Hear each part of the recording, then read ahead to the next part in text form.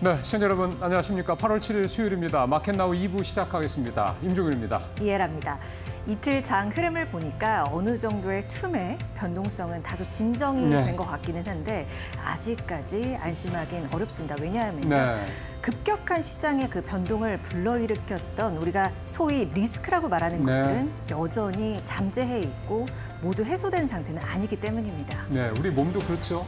심하게 한번 앓고 나면 다시 원래의 몸으로 돌아갈 때, 원래 그 마음이나 뭐 몸 상태로 돌아갈 때 시간이 좀 걸립니다. 결국 이제 정상화되는 과정, 그러니까 절대 시간이 필요하다는 건데요. 시장도 마찬가지입니다. 한번 생채기가 좀 세게 났으면 그게 심각한 질병이 아니더라도 다시 정상의 몸으로 회복되는데 시간이 좀 걸린다는 걸 감안할 때 우리 시장도 이렇게 다시 좀 진정을 하면서 좀 정상으로 찾아가는 과정, 일단 이렇게 보실 수도 있을 것 같습니다. 네, 그 회복하는 과정, 이 수요일장도 여러분과 저희가 함께 걸어갈게요. 그럼 먼저 오늘 이슈부터 짚어주시죠. 예, 가보겠습니다.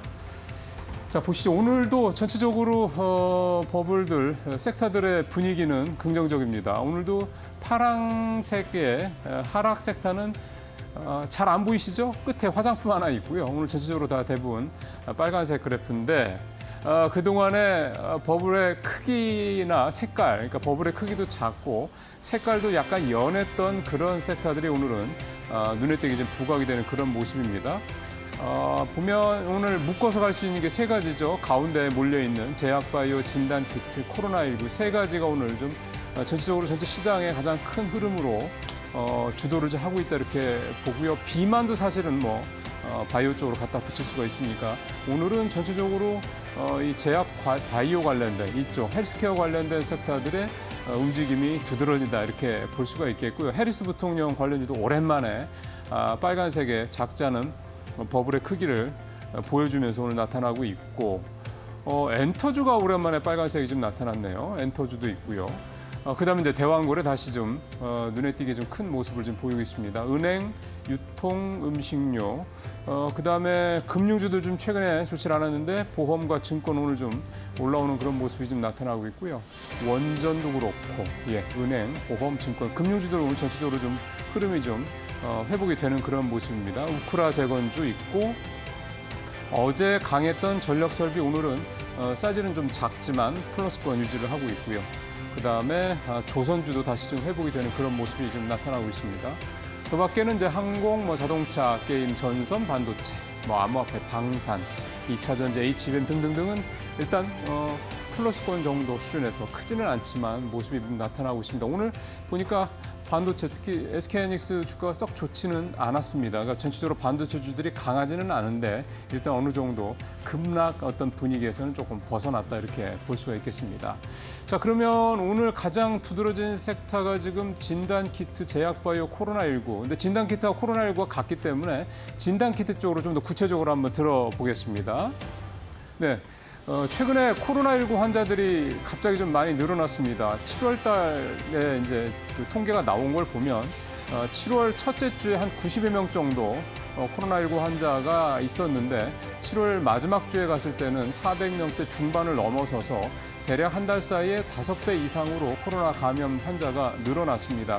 그러다 보니까 이 진단키트, 일단 내가 코로나 환자에 걸렸는지 아닌지를 알려면 키트를 사다가 내가 직접 검사를 이제 해야 되니까 이 진단키트 관련된 주들이 지난 7월 달에 좀 계속해서 강한 흐름을 좀 보여주었는데요.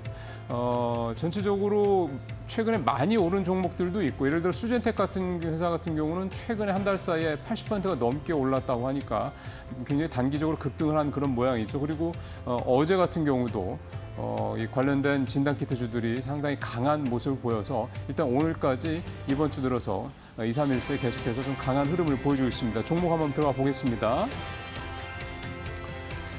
자, 보죠. 진 매트릭스 오늘 상한가 기록을 좀 했고요. 리코바이오메드, 랩지노믹스, PCL, 나노엔텍들 진단키트 관련주들이 두 자릿수가 넘는 오늘 상당히 좀 강한 그런 모습들을 좀 보이고 있습니다. 이유는 이제 이렇게 오르고 있어서 지금 같은 좀 그 불안한 시장 상황에서 과연 추격 매수하는 게 적절하냐 이 여부일 텐데 이 부분은 지난 한 달 사이에 좀 많이 올랐던 종목들 보다는 이 테마가 좀 더 간다고 전제를 하고 코로나 환자들이 계속해서 늘어난다라고 전제를 할 경우에는 좀 덜 올랐던 종목 쪽으로 살펴보시는 게 좋겠습니다만 기본적으로 이게 추세적으로 계속해서 환자 수가 지금 뭐 한 500명 아직은 채 안 되는데 이게 8월달 들어서 500명, 막 1000명 이런 식으로 늘어난다 그러면 이것도 이제 좀 더 실질적인 그러니까 수익을 내거나 매출을 낼 수 있는 테마로 살아날 수 있을 테니까 조금 더 한번 보시죠.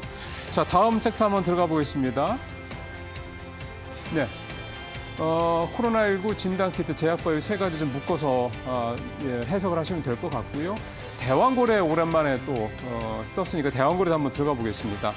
자, 기사 한번 들어가 보죠. 30억 배럴 존재가 확률이 90%다. 시추 물리 검증 계약을 했다는 이제 얘기 나오는데 정부가 동해 심해가스전 개발소 관련돼서 이제 물리 검증 계약을 이제 했습니다. 그래서 그 물리 검증 계약을 했다는 그 내용의 이제 기사가 나왔고 이제 관련된 주들이 이제 대왕고래 관련 주들이 이제 간만에 다시 좀 뜨는 그런 모습인데요. 이 물리 검증이라는 거는 좀 알아보니까 본격적인 탐사 시추 전에 석유가 얼마나 매장이 돼 있는지 그 자원량 이 부분을 진행하는 그런 작업이라고 하는데요. 현재 통상산업자원부, 산업통상자원부의 얘기는 대왕고래 프로젝트의 탐사 자원량은 최소 35억 배럴에서 최소 140억 배럴 정도가 된다. 거기서 이제 35억 배럴이라는 게 최소 탐사 자원이라는 건데 이 얘기는 이제 실제로 시추를 할 수 있는 그 양이 35억 배럴 정도가 된다. 이제 이렇게 해석을 하고 있습니다. 또 실제 회수가 될 것으로 기대는 최대 양이 아까 140억 배럴이라고 말씀을 드렸는데요. 근데 이 140억 배럴을 실제 회수할 수 있는, 실제 이제 우리가 채굴을 할 수 있는 그런 양은 확률은 약 10% 정도, 그러니까 높지는 않은데 그건 사실 이제 뚜껑을 열어봐야 되는 거니까 현재로서는 35억 배럴에서 140억 배럴 사이다 이렇게 볼 수가 있겠고 연말부터 시추 작업에 들어가는데 시추 성공률은 대략 전 세계적으로 보면 한 20% 정도, 5번 정도 뚫었을 때 한 번 정도 실제 석유를 찾아낼 수 있는 어떤 그런 확률이다 이렇게 이해를 하시면 되겠네요. 자, 종목들을 보겠습니다. 예, 뭐 이제 대왕고래 관련주들은 이제 워낙에 자주 회자가 됐기 때문에 이제 딱 들어가 보시면 저 회사 저 회사 이제 아실 겁니다. 오늘도 화성밸브가 상당히 강합니다. 18.9%, 20% 가까운 상승률을 보이고 있고 한국가스공사도 6% 넘게 상승을 하고 있고요. 넥스트리나 DK락 같은 회사들도 5%가 넘는 그런 상승률을 보이고 있습니다. 자, 다음 섹터 한번 가보도록 하겠습니다. 예, 오늘 제약바이오 관련돼서 하나 더 보죠. 비만 쪽으로 한번 더 들어가 보겠습니다. 이제 위고비 얘기가 나오고 있는 건데 이제 이 기사의 핵심 내용은 미국에서 위고비 한 달 치료비가 한 183만 원 정도 나오는데 이제 문제는 이 위고비 치료를 이제 받을 때 쓰는 보험이 사보험과 공보험이 있는데 사보험이 거의 대부분이고 그러니까 10명 중에 9명은 사보험을 쓰는 사람이고 10명 중에 1명이 아주 안 되는 숫자, 그러니까 거의 공보험으로 이 위고비를 처방을 받아서 실제로 이제 주사를 맞는 사람들은 한 1% 정도밖에 안 된다. 그만큼 이제 쏠린다는 얘기죠. 일단은 이 치료비도 상당히 비용도 많이 들어갈 뿐더러 공보험에서는 거의 커버가 안 되다 보니까 결국은 일종의 이제 양극화 현상이 이쪽에서도 비만 치료제에서도 좀 드러나고 있다 이렇게 볼 수가 있겠고요.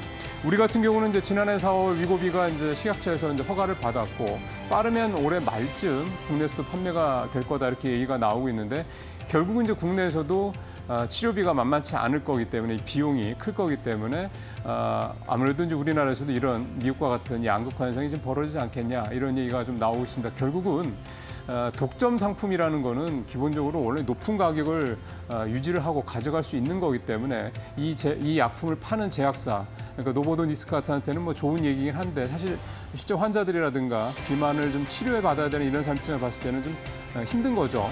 결국은 이제 경쟁이 늘어나서 자꾸 가격이 떨어지고 좀 더 이제 어느 정도 시간이 지난 다음에 이제 그 복제약이 나와서 이제 가격이 이제 많이 떨어져야 이 비만 치료제 이 부분도 실질적으로 좀 많은 사람들한테 이제 혜택이 갈 수 있는 그런 때가 될 것 같습니다. 시간이 좀 걸리겠죠. 종목들 보겠습니다. 네, 올릭스, 대웅제약, 바이오플러스, 고바이오랩, 명문제약 등등 이제 우리나라 제약 관련주들이 쭉 뜨고 있는데요.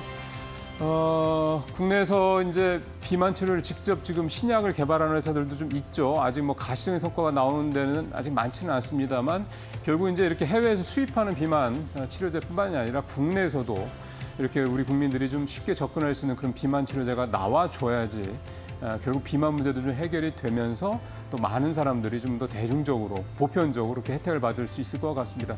복지학 같은 게 아무래도 이제 그런 목표로 만들어진 거니까 그런 점들이 좀 빨리 왔으면 하는 기대감을 갖도록 하겠습니다. 자, 계속해서 이델리온 파트너와 함께 종목 얘기를 조금 더 자세히 들어보도록 하겠습니다.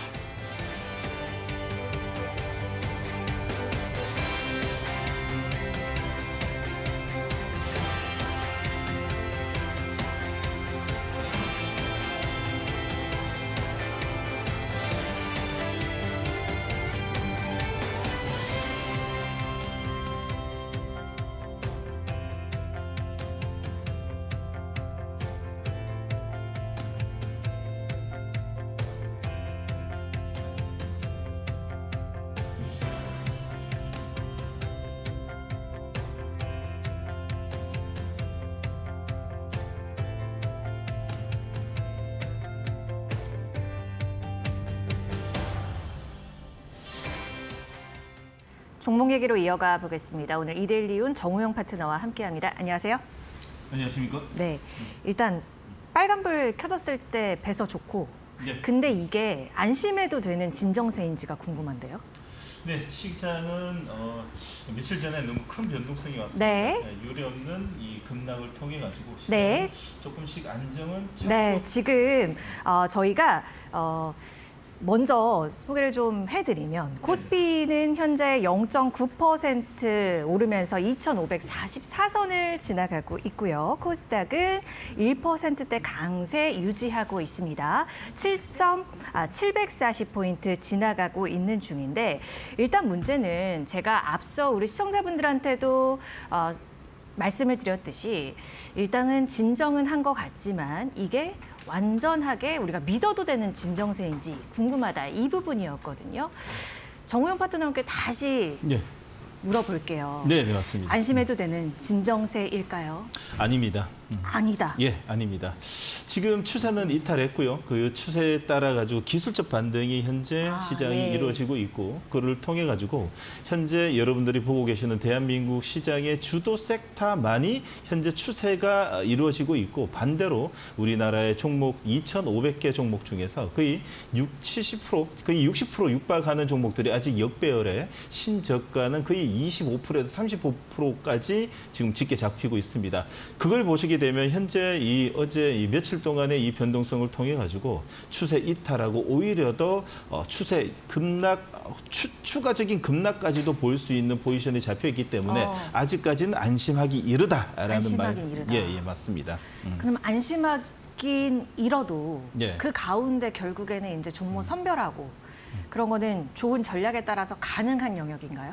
네, 가능합니다. 그 가능한 영역이라고 말씀드릴 수 있는 것은 무엇보다도 기존에 우리나라에 끌고 왔었던 주도 섹터의 종목들이 어제 급 반등을 났고 그리고 오늘도 어느 정도의 안정적인 기술적으로 캔들이 안착형 캔들이 지금 만들어지는 걸 보게 되면 역시 주도주는 추세를 이탈하지 않고 역시 이번에 이 급락을 통해 가지고 특히나 어제 코스닥 같은 경우는 양 이틀 동안에 거의 9천억의 매수가 들어왔는데 그 9천억의 매수가 어디에 집중했냐에 따라 가지고 네. 지수는 역배열이지만 지금 현재 기술적으로 우상향 패턴이 지수가 지금 역배열이지만 지수가 양봉이 나올 때마다 그 업종은 현재 우상향 패턴이 만들어줄 수 있는 환경이 오히려 더 크게 마련이 되었다. 다시 말해서 코스닥 같은 경우에는 9천억 매수가 들어왔고 어디에 집중되었는지 여러분들 잠시 후에 꼼꼼히 체크해드리도록 하겠습니다. 네.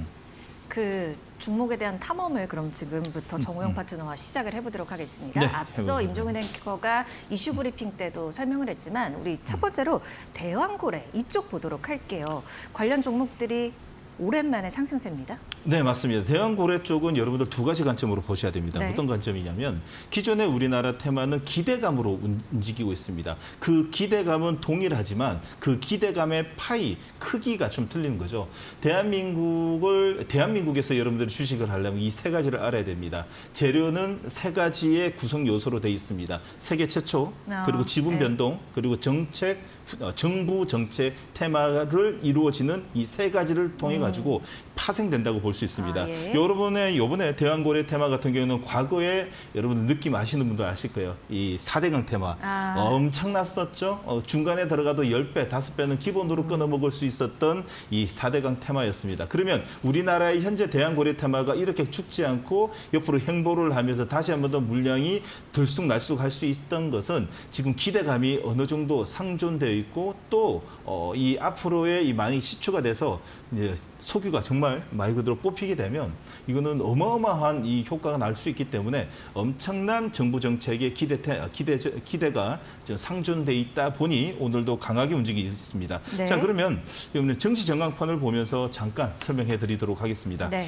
자, 정시 전광판을 보게 되면 오늘 자, 이 대왕고래에 관련돼 있는 피팅과 대왕고래 쪽이 보입니다.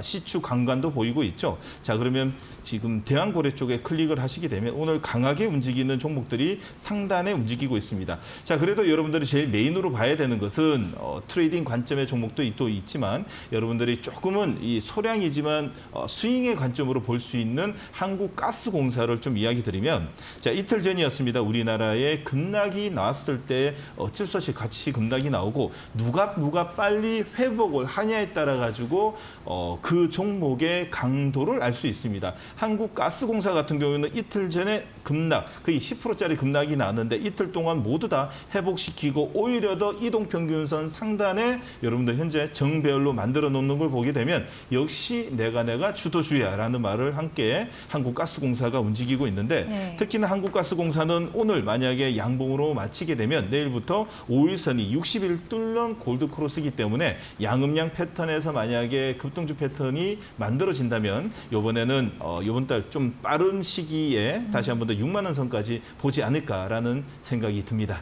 오늘 흐름 잘 지켜내는 게 아주 중요한 시점일 것 같네요. 네, 맞습니다. 다른 종목들은 어떤가요? 네, 다른 종목 봐야 되는 거죠. 네. 여러분들 진짜 스윙도 있지만 나는 단타를 원한다라고 보시게 되면 화성밸브 쪽으로 보셔야 됩니다. 화성밸브는 우리나라 천연가스용 밸브 국내 1위의 이 종목으로 좀 볼 수 있는데 추세를 보시게 되면 역시 시가총액답게 이 우상향 패턴이 지금 현재 이루어지고 있고 역시나 이 한번 들썩일 때마다 제일 가파르게 오를 수 있는 종목 중에 화성밸브가 현재 이 트레이딩 관점과 스윙 관점에서 트레이딩 관점에서 이 대왕고래 쪽에는 주도의 종목으로 화성밸브를 뽑을 수 있습니다. 오늘 갭을 띄우고 나서도 급등 이후에 15만 주의 외국인들 매도가 나오더라도 현재 19%대 머물고 있고 오히려 더 만약에 종가의 20%대 움직이고 있다면 종가 기준으로 지금 말고요. 지금은 비추세 시간이고요. 오히려 3시 넘어가지고 20%대에 머물고 있으면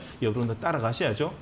그리고 내일 아침에 갭 상승해서 매도한다라는 관점에서 여러분 보시면 될 듯합니다. 네. 한 종목 더 보겠습니다. 넥스틀 이 종목도 좀 뜨네요. 자, 맞습니다. 넥스틸 같은 경우에도요. 수출 중심의 에너지 관광 전문 회사이고요. 우리나라의 거의 원탑이라고 좀 볼 수 있습니다. 자, 그러나 캔들을 좀 보시게 되면 특히나 이번에 이 지수 변동성에 통해 가지고 넥스틸도 비껴나지 못했습니다. 자, 얼마 전 이틀 전에 이 급락을 통해 가지고 어제 오늘 지금 양봉을 내고 있지만 저항을 받습니다. 여러분들 앞전에 두 종목과 넥스틸의 차이는 뭐죠? 말 그대로 정배열과 역배열입니다. 그만큼 매수의 강도가 좀 약하다는 뜻이죠. 네. 다시 한 번 더 만약에 오늘 넥스틸도 앞전에 두 종목처럼 강한 힘이 동반된 손이 있는 종목이라면 빨리 20일선 안착시켜 가지고 대기 매수를 기다리는 한 장중의 퍼포먼스를 보여줘야지 개인들뿐만 아니라 물량이 들어올 수 있는데 아직 넥스틸은 좀 못하다. 그러나 여러분들 이제 넥스틸 같은 경우에는 하반기까지 같이 보셔야 되는 이유 중에 하나는 우리나라에서 이제 시추용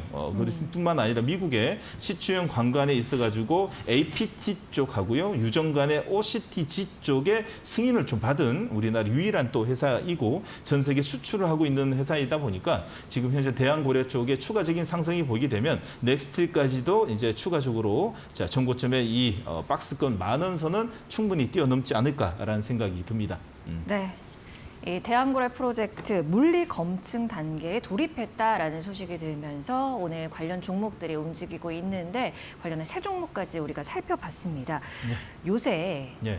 회사구 집이고 약간 콜록거려서 네. 좀 마음이 걱정되고 이런 이런 제 주위 사람들이 있어요. 옆자리도 있지 않나요? 옆자리도 있고. 네, 맞습니다. 예. 요새 많죠. 네, 많습니다. 네, 정말 그래서인지 많습니다. 예. 또 다시 주목이 받는 진단키트 관련 네, 종목들도 맞습니다. 우리 한번 돌아볼 필요가 있을 것 같습니다. 예, 맞습니다. 꼭 필요합니다. 여러분들 주변에 지금 감기 걸리신 분 있죠? 예, 여러분들 감기 걸리시면 꼭 마스크 써야 된다는 것을 좀 상기시켜 주십시오. 자, 그뿐만 아니라 이 진단키트 쪽에 저번 주부터 지금 매진 물량뿐만 아니라 개파락의 양봉의 추세가 지금 살아서 움직이는 걸 보고, 자, 이 앞전의 시간이었습니다. 저번 주 시간대에 제가 이 앞에 있는 약국에 가가지고 물어봤어요. 지금 많이 팔리냐? 그리고 가격 얼마냐 물어봤는데 품절입니다. 없어서 못 사요. 없습니다. 가격도 2,500원을 받던 게 지금 6,000원을 준다 그래도 없답니다. 그만큼 지금 주변에 많이 걸렸고, 근데 이제 오랫동안에 이제 이 팬데믹을 통해 가지고 진단 키트 쪽이 좀 여러분들 그 수요가 좀 감소되었죠. 그러다 보니까 생산량도 줄고, 그리고 추가적인 발주를 또 안 하다 보니까 약국에서 품절 대란이 좀 일어나고 있고, 이 소량으로 들고 있다 보니까 가격을 좀 높여 받는 지금 분위기가 형성되고 있습니다. 자, 그러다 보니까 시장에서 변동성 시장이다 보니 또다시 유전자 키트 쪽, 과거에 이 진단 키트 쪽의 분위기가 다시 되살아나는 분위기인데, 네. 여러분들 증시 전광판을 한 번 더 보도록 하겠습니다. 자, 증시 전광판 이데일리 전광판입니다. 네. 자, 보시게 되면 유전자 키트 쪽이 오늘 강세 흐름을 보이고 있습니다. 전체적으로 9.81% 급등이 좀 보이고 있는데, 요걸 클릭을 하시게 되면 여러분들이 어렵게 진단 키트 쪽의 종목 찾을 필요 없고 한눈에 볼 수 있습니다. 근데 지금 보니까 네. 증시정간판에서 장기 테마로 되어 있는 거죠? 예, 맞습니다. 중간에 있습니다. 오늘 강세 흐름을 보이고 있는데, 지금 무엇보다도 지금 제일 먼저 봐야 되는 종목들 순서대로 좀 이야기 드리면, 여러분들 오늘 이 첫 번째 종목으로 랩지노믹스 먼저 좀 이야기 드리도록 하겠습니다. 랩지노믹스는 여러 이 재료에 좀 같이 엮여 있다 보니까 오늘 추가적인 또 상승이 보이는데, 특히나 기술적으로 먼저 보고 설명해 드리도록 하겠습니다. 예. 어제 간통용 캔들 나왔습니다. 어제 시장에서는 무엇보다도 전체적인 추가적인 상승이 보였지만은 이상하게 테마 관점에서 종목들도 의외로 많이 올랐습니다. 어제는 밸류 관점, 다시 말해서 기관과 외국인의 쌍끌이 매수가 들어오다 보니까 오히려 더 밸류 관점의 종목들이 많이 올랐을 것 같았지만은, 의외로 진단 키트 종목들도 상당한 상승률을 키우면서 오버나잇이 되었거든요. 레지노믹스 같은 경우에도 5일선 이탈에서 간통형 캔들 이후에 오늘 점핑 양봉이 나오는 것을 보게 되면 어제 어느 정도 시그널이 좀 났다라는 걸 볼 수 있습니다. 유전자 검사 전문 회사이고요. 100일의 환자 수 급증과 함께 100일의 환자의 PCR 네. 진단 서비스 제공하는 수혜주로 묶여 있다 보니까 여러 가지 이제 변이 바이러스뿐만 아니라 호흡기 질환에 여러분 레지노믹스가 지금 현재 강세 흐름을 좀 보이고 있습니다. 자, 두 번째 종목 좀 바로 가도록 하겠습니다. 수젠텍을 여러분 보셔야 되는데요. 수젠텍 같은 경우는 연일 좀 강세를 보이고 있습니다. 지금 현재 진단 키트 쪽의 주도주 종목은 수젠텍이라고 좀 볼 수 있고요. 수젠텍의 이 가파른 흐름을 보게 되면 지금 현재 관련 종목이 뒤따라오는 이 상대성으로 뒤따라오는 종목들도 더 끌을 수 있다, 더 끌어올릴 수 있다라는 것을 증명해 볼 수 있는 것으로 지금 판단됩니다. 그래서 네. 수젠텍이 지금 현재 진단 키트 쪽의 주도주 종목이라고 볼 수 있습니다. 네. 랩지노미스도 그러면 수젠텍이랑 같게 보면 돼요? 네, 같이 보시면 됩니다. 네, 네네. 알겠습니다. 수젠텍이 대장주로서 진단키트 테마 내에서 움직임을 보이는데, 랩지노미스 역시나 유효한 흐름을 보이고 있다, 이렇게 진단을 해주셨습니다. 네, 맞습니다. 휴마시스는 어떻습니까? 휴마시스도 좋죠. 오늘 갭상승을 내고 나서 오늘 갭상승에서 음봉을 내고 있는데, 종가 기준으로 만약에 조금 전에 수젠텍처럼 도치의 팽이 모양으로만 오늘 멈춰준다면 종가에 또 따라가도 됩니다. 왜? 여러분들 점핑이 되게 좋습니다. 주식에 있어가지고 제일 좋은 캔들은 점상, 장대 양봉, 그다음에 점핑 양봉인데, 점핑은 무슨 뜻이냐? 아침에 매수가 많아서 점핑이 나고, 그 점핑에서 오히려 차익 매도가 나오지 않기 때문에 머물러, 그러니까 공중에 떠 있다는 뜻이겠죠. 오히려 더 공중에 떠 있던 바디가 없이 실선이라든지 팽이 아니면 이 풍차 패턴이 만들어지게 되면 추가적인 상승이 보일 수 있습니다. 휴마시스는 지금 들어가지 마시고요. 지금 말고 종가 기준에서 오히려 더 바디가 없을 때 종가 배팅 가능한 종목으로 말씀드리도록 하겠습니다. 네, 알겠습니다. 휴마시스까지 점검해봤습니다. K푸드 테마인데요. K푸드 인기가 날로 네, 그칠 줄 맞습니다. 모르고 예. 가는 것 같습니다. 예, 관련해서 그렇죠. 종목들도 살펴주시죠. 네, K푸드는요. 제가 정말 좋아하는 우리 라면. 라면 일주일에 라면 여러분들 몇 번씩 드시는지 좀 궁금합니다. 저도 일주일에 우리 애들하고 하루에 뭐 한 이틀에 한 번꼴로 먹나 뭐 그런 중이었는데 참 이 K푸드 지금 보시게 되면 오늘 무엇보다도 K푸드 쪽에 전체적인 상승률이 좀 키워지고 있는데 무엇보다도 이번에 이 그 지수 변동성이 있어가지고 좀 타격을 입었던 섹터 중에서 좀 안타까운 쪽이 K푸드가 아닌가라는 생각이 듭니다. 어닝 서프라이즈를 좀 기록하고도 좀 이번에 이 지수 변동성에 비껴나지 못했는데 오늘 다시 한 번 더 그 자리를 다시 한 번 더 메꾸고 오려고 이제 물량이 들어오고 있는데 첫 번째로 롯데 웰푸드를 좀 이야기 드리도록 하겠습니다. 롯데 웰푸드 같은 경우에는 롯데 계열사의 업체 이제 상위 이제 이 제과 업체 쪽이라고 좀 볼 수 있고요. 그리고 빙가류 쪽으로 또 같이 보면 될 것 같습니다. 혹시 월드콘 돼지바 알고 계시죠? 알죠, 월드콘. 알죠. 예, 네. 월드콘하고 돼지바 그리고 스크루바 아시죠? 알죠. 예, 모르면 간첩이죠. 예, 그걸 만드는 회사라고 좀 보시면 될 듯합니다. 자, 오늘 기관과 외국인의 쌍끌이 매수가 들어오고 있고요. 특히나 지수는 지금 자리는 역배열입니다. 그러나 오늘 8%대 강세를 통해 가지고 5일선 안착하고 그 다음날 이틀 3일 안에 다시 한번 더 18만 원 선의 이 지수 정배열에 안착하게 되면 여러분들 꼭 관심을 가져봐야 되는 종목이라고 말씀드리고 싶습니다. 네.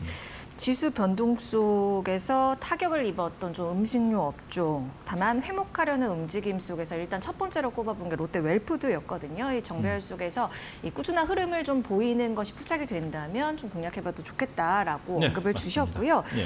또 음식료 하면 삼양식품 빼놓을 수가 없잖아요. 없죠. 예, 네. 불닭볶음면 없으면 일주일 못 살죠. 예, 맞습니다. 주말에는 먹방에는 역시 불닭볶음면을 까르보 불닭볶음면을 꼭 필요합니다. 네, 역시 여러분들 뭐 라면 사랑은 대한민국 사랑 아닌가라는 생각이 듭니다. 그 중에서 올해 제일 큰 퍼포먼스를 내고 있는 삼양식품이 오늘도 연일 오늘 상승을 내고 있습니다. 이번에 좀 급락이 났을 때 무엇보다도 좀 타격이 컸습니다. 밑에 꼬리를 달렸지만은 자 종가 기준으로는 자 이 바디 양봉은 못 만들었습니다. 하락은 합니다. 주식을 볼 때 이런 식으로 보시면 됩니다. 주식은 지수에 따라 가지고 하락과 상승을 이루어지게 됩니다. 단 캔들이 문제죠. 수치로는 마이너스로 끝나더라도 캔들, 다시 말해서 시초가 대비 상승을 해서 끝나냐에 따라 가지고 그 종목이 손이 있냐 없냐 그리고 기관과 외국인이 관리가 있냐 없냐라고 볼 수 있는데 삼양식품은 오히려 더 바디 없이 꼬리를 달렸습니다. 그리고 어제 오늘 오늘 점핑 약간의 양봉을 좀 내고 있는데 이동평균선에 들어갈 때는 여러분들 수렴을 할 때는 단봉으로 하고요. 그 수렴을 돌파할 때는 확장형 캔들 장봉으로, 장대 양봉으로 거래량이 터지면서 돌파하면 됩니다. 자, 삼양식품 같은 경우에는 너무 큰 상승을 통해 가지고 이번에 차익분도 없지 않아 좀 나왔는데 지금 현재 단봉으로 움직이고 있다는 것은 역시 하반기에도 긍정적으로 좀 볼 수 있다라고 알 수 있는데 특히나 지금 며칠 동안에 61선, 21선 데드크로스를 냈는데 이번 주 안으로 요는 21선 골드크로스를 내지 않으면 다시 한번 더 저항을 받을 수 있으니까요. 아무리 좋아도 여러분들 아무리 좋아도 주가의 위치라든지 현재 저항을 받는 자리가 나오게 되면 조금 더 기다리자라는 관점에서 삼양식품 좋습니다. 그러나 21선 골드크로스가 나올 때까지 조금 기다리자라는 관점으로 말씀드리도록 하겠습니다. 네. 삼양식품 살펴봤습니다. 이번 주 안으로 20에서 골드크로스에 회복하는 모습 보이지 않으면 다시 한번 저항받을 수 있는 구간이니까 아직까지는 조금은 기다리는 게 좋겠다 이렇게 언급을 했습니다. 삼양식품 얘기한 김에 농심까지 전 궁금해져요. 맞습니다. 농심하면 뭐 여러분들 뭐 삼양 신라면을 생각할 수 있는데 신라면, 너구리, 짜파게티 여러분들 모르시는 게 없으실 겁니다. 우리나라 대표적인 음식료 제품이라고 좀 볼 수 있고요. K푸드의 선두 자리를 지금 삼양식품에게 조금 내주었지만 원래 원조가 아닌가라는 생각이 듭니다. 네. 자, 캔들의 위치 한번 보도록 하겠습니다. 아무리 좋아도요, 우리한테는 캔들의 위치, 수익을 줄 수 있는 위치입니다. 여러분 주식 한마디 해드리면요, 여러분들 주식은 흰 고양이나 검은 고양이나 질을 잘 잡아야 됩니다. 다시 말해서 우리에게 우량주는 뭐냐? 나에게 1%라도 수익을 주는 종목이 우량주입니다. 수익을 주지 않는데 아무리 종목이 우량주라 해도 아무 소용이 없다는 거죠. 그래서 네. 진입하는 자리가 얼마나 중요하다라는 것입니다. 현재 농심 같은 경우에는 현재 44만 원짜리의 지지 캔들이 지금 나오고는 있으나 역배열입니다. 조금 전에 삼양식품처럼요. 아직까지 회복을 못하고 있고 오늘 상승률은 약간의 나오지만은 우리는 꼭 봐야 되는 것이 46만 원과 48만 원짜리 골드크로스가 만들어졌을 때 농심, 우리나라의 원조, 라면의 원조 농심을 우리는 그때부터 매수 관점으로 보자라는 의견 드리도록 하겠습니다. 네, 음식료 업종 대표주 중에 하나이죠. 농심인데 가격적인 전략까지 챙겨줬으니까 참고해 보시길 바랍니다. 자, 그러면 오늘장 흐름을 좀 잘 견뎌내고 이겨볼 수 있는 종목을 들어보는 시간이에요. 네, 어떤 맞습니다. 거 바라보면 좋을까요, 파트너님? 네, 맞습니다. 종목 이야기 드리기 전에 네. 지금 현재 우리나라를 끌고 가고 있는 업종 대표적인 지수는 지금 역배열입니다. 아무리 어제 기술적 반등이 났다 그래도 대한민국의 제일 중요한 업종은 지금 현재 조선과 제약바이오입니다. 그러면 오늘 제약바이오와 이 연계돼 있는 쪽에 지금 퍼포먼스가 아주 강하게 나오고 있는데 예. 여러분들 꼭 하반기에는 CDMO 쪽에 삼성바이오로직스와 셀트리온 잊지 마시고요. 그에 파생돼 있는 헬스케어 쪽이 오늘 강세의 흐름을 보이고 있는 진단키트 쪽의 시젠을 좀 이야기 드리도록 하겠습니다. 예. 시젠은요, 조금 전에 말씀드렸던 지금 코로나의 변이 바이러스뿐만 아니라 호흡기 질환 관련돼 있어가지고 지금 난리 브루스도 아니죠. 그러다 보니 조금 전에 휴마시스와 동일하게 시젠도 오늘 점핑으로 출발을 했습니다. 아까 말씀하셨던 좋았던. 네, 맞습니다. 점핑입니다. 점핑 나고 나서 지금 현재 기관과 외국인의 매도 물량이 나옵니다. 당연하죠. 갭을 벌렸기 때문에 그 차익 매도를 보기 위한 오토매틱 트레이딩의 이 시스템이 들어오는 겁니다. 맞습니다. 그러나 이 두 가지 관점이라 했죠. 조금 전에. 갭을 띄우고 나서 차익 매도가 나오게 되면 음봉 바디 캔들이 나와야 네. 되는데 조금 더 휴마시스 나오고 있으나 종가 봐야 됩니다. 그러나 시젠 같은 경우에는 지금 바디가 거의 나오고는 있진 않아요. 아직까지 10시이기 때문에 시간 많이 남았기 때문에 당장 여러분들이 관심을 갖는 게 아니라 조금 설명해 드렸듯이 종가 기준으로 3시 넘어서 이 현재 보이고 있는 점핑 음봉이 양봉으로 돌아서는 이 캔들이 풍차 캔들 아니면 도치가 나왔을 때 종가 관리, 다시 말하면 시초가가 아침 점핑했으면 그 시초가 호가 2개, 3개에서 멈춰져가지고 3시 15분에 움직이고 있을 때 종가 배팅 해보자라는 의견을 좀 드리려고 오늘 시젠을 들고 왔습니다. 예. 예. 오늘 시즌까지 우리가 살펴봤습니다. 앞서 이제 우리가 진단키트 얘기할 때 이런 캔들 모습 살펴보는 것, 그리고 이런 흐름에서 어떻게 공략을 해보면 좋은지 정우영 파트너가 설명을 해줬고요. 이 시즌 분자 진단 전문 기업이죠. 하반기까지 CDMO 쪽은 좀 들여다봐도 되고 그 가운데 계속 이제 유효하게 봐야 되는 게 헬스케어, 그리고 오늘은 좀 좁혀서 이제 진단키트 전문 기업인 시젠을 제시를 한 겁니다. 잘 참고해 보시면 좋을 것 같습니다. 오늘 이데일리온 라이브는 정우영 파트너와 함께했습니다. 고맙습니다. 고맙습니다.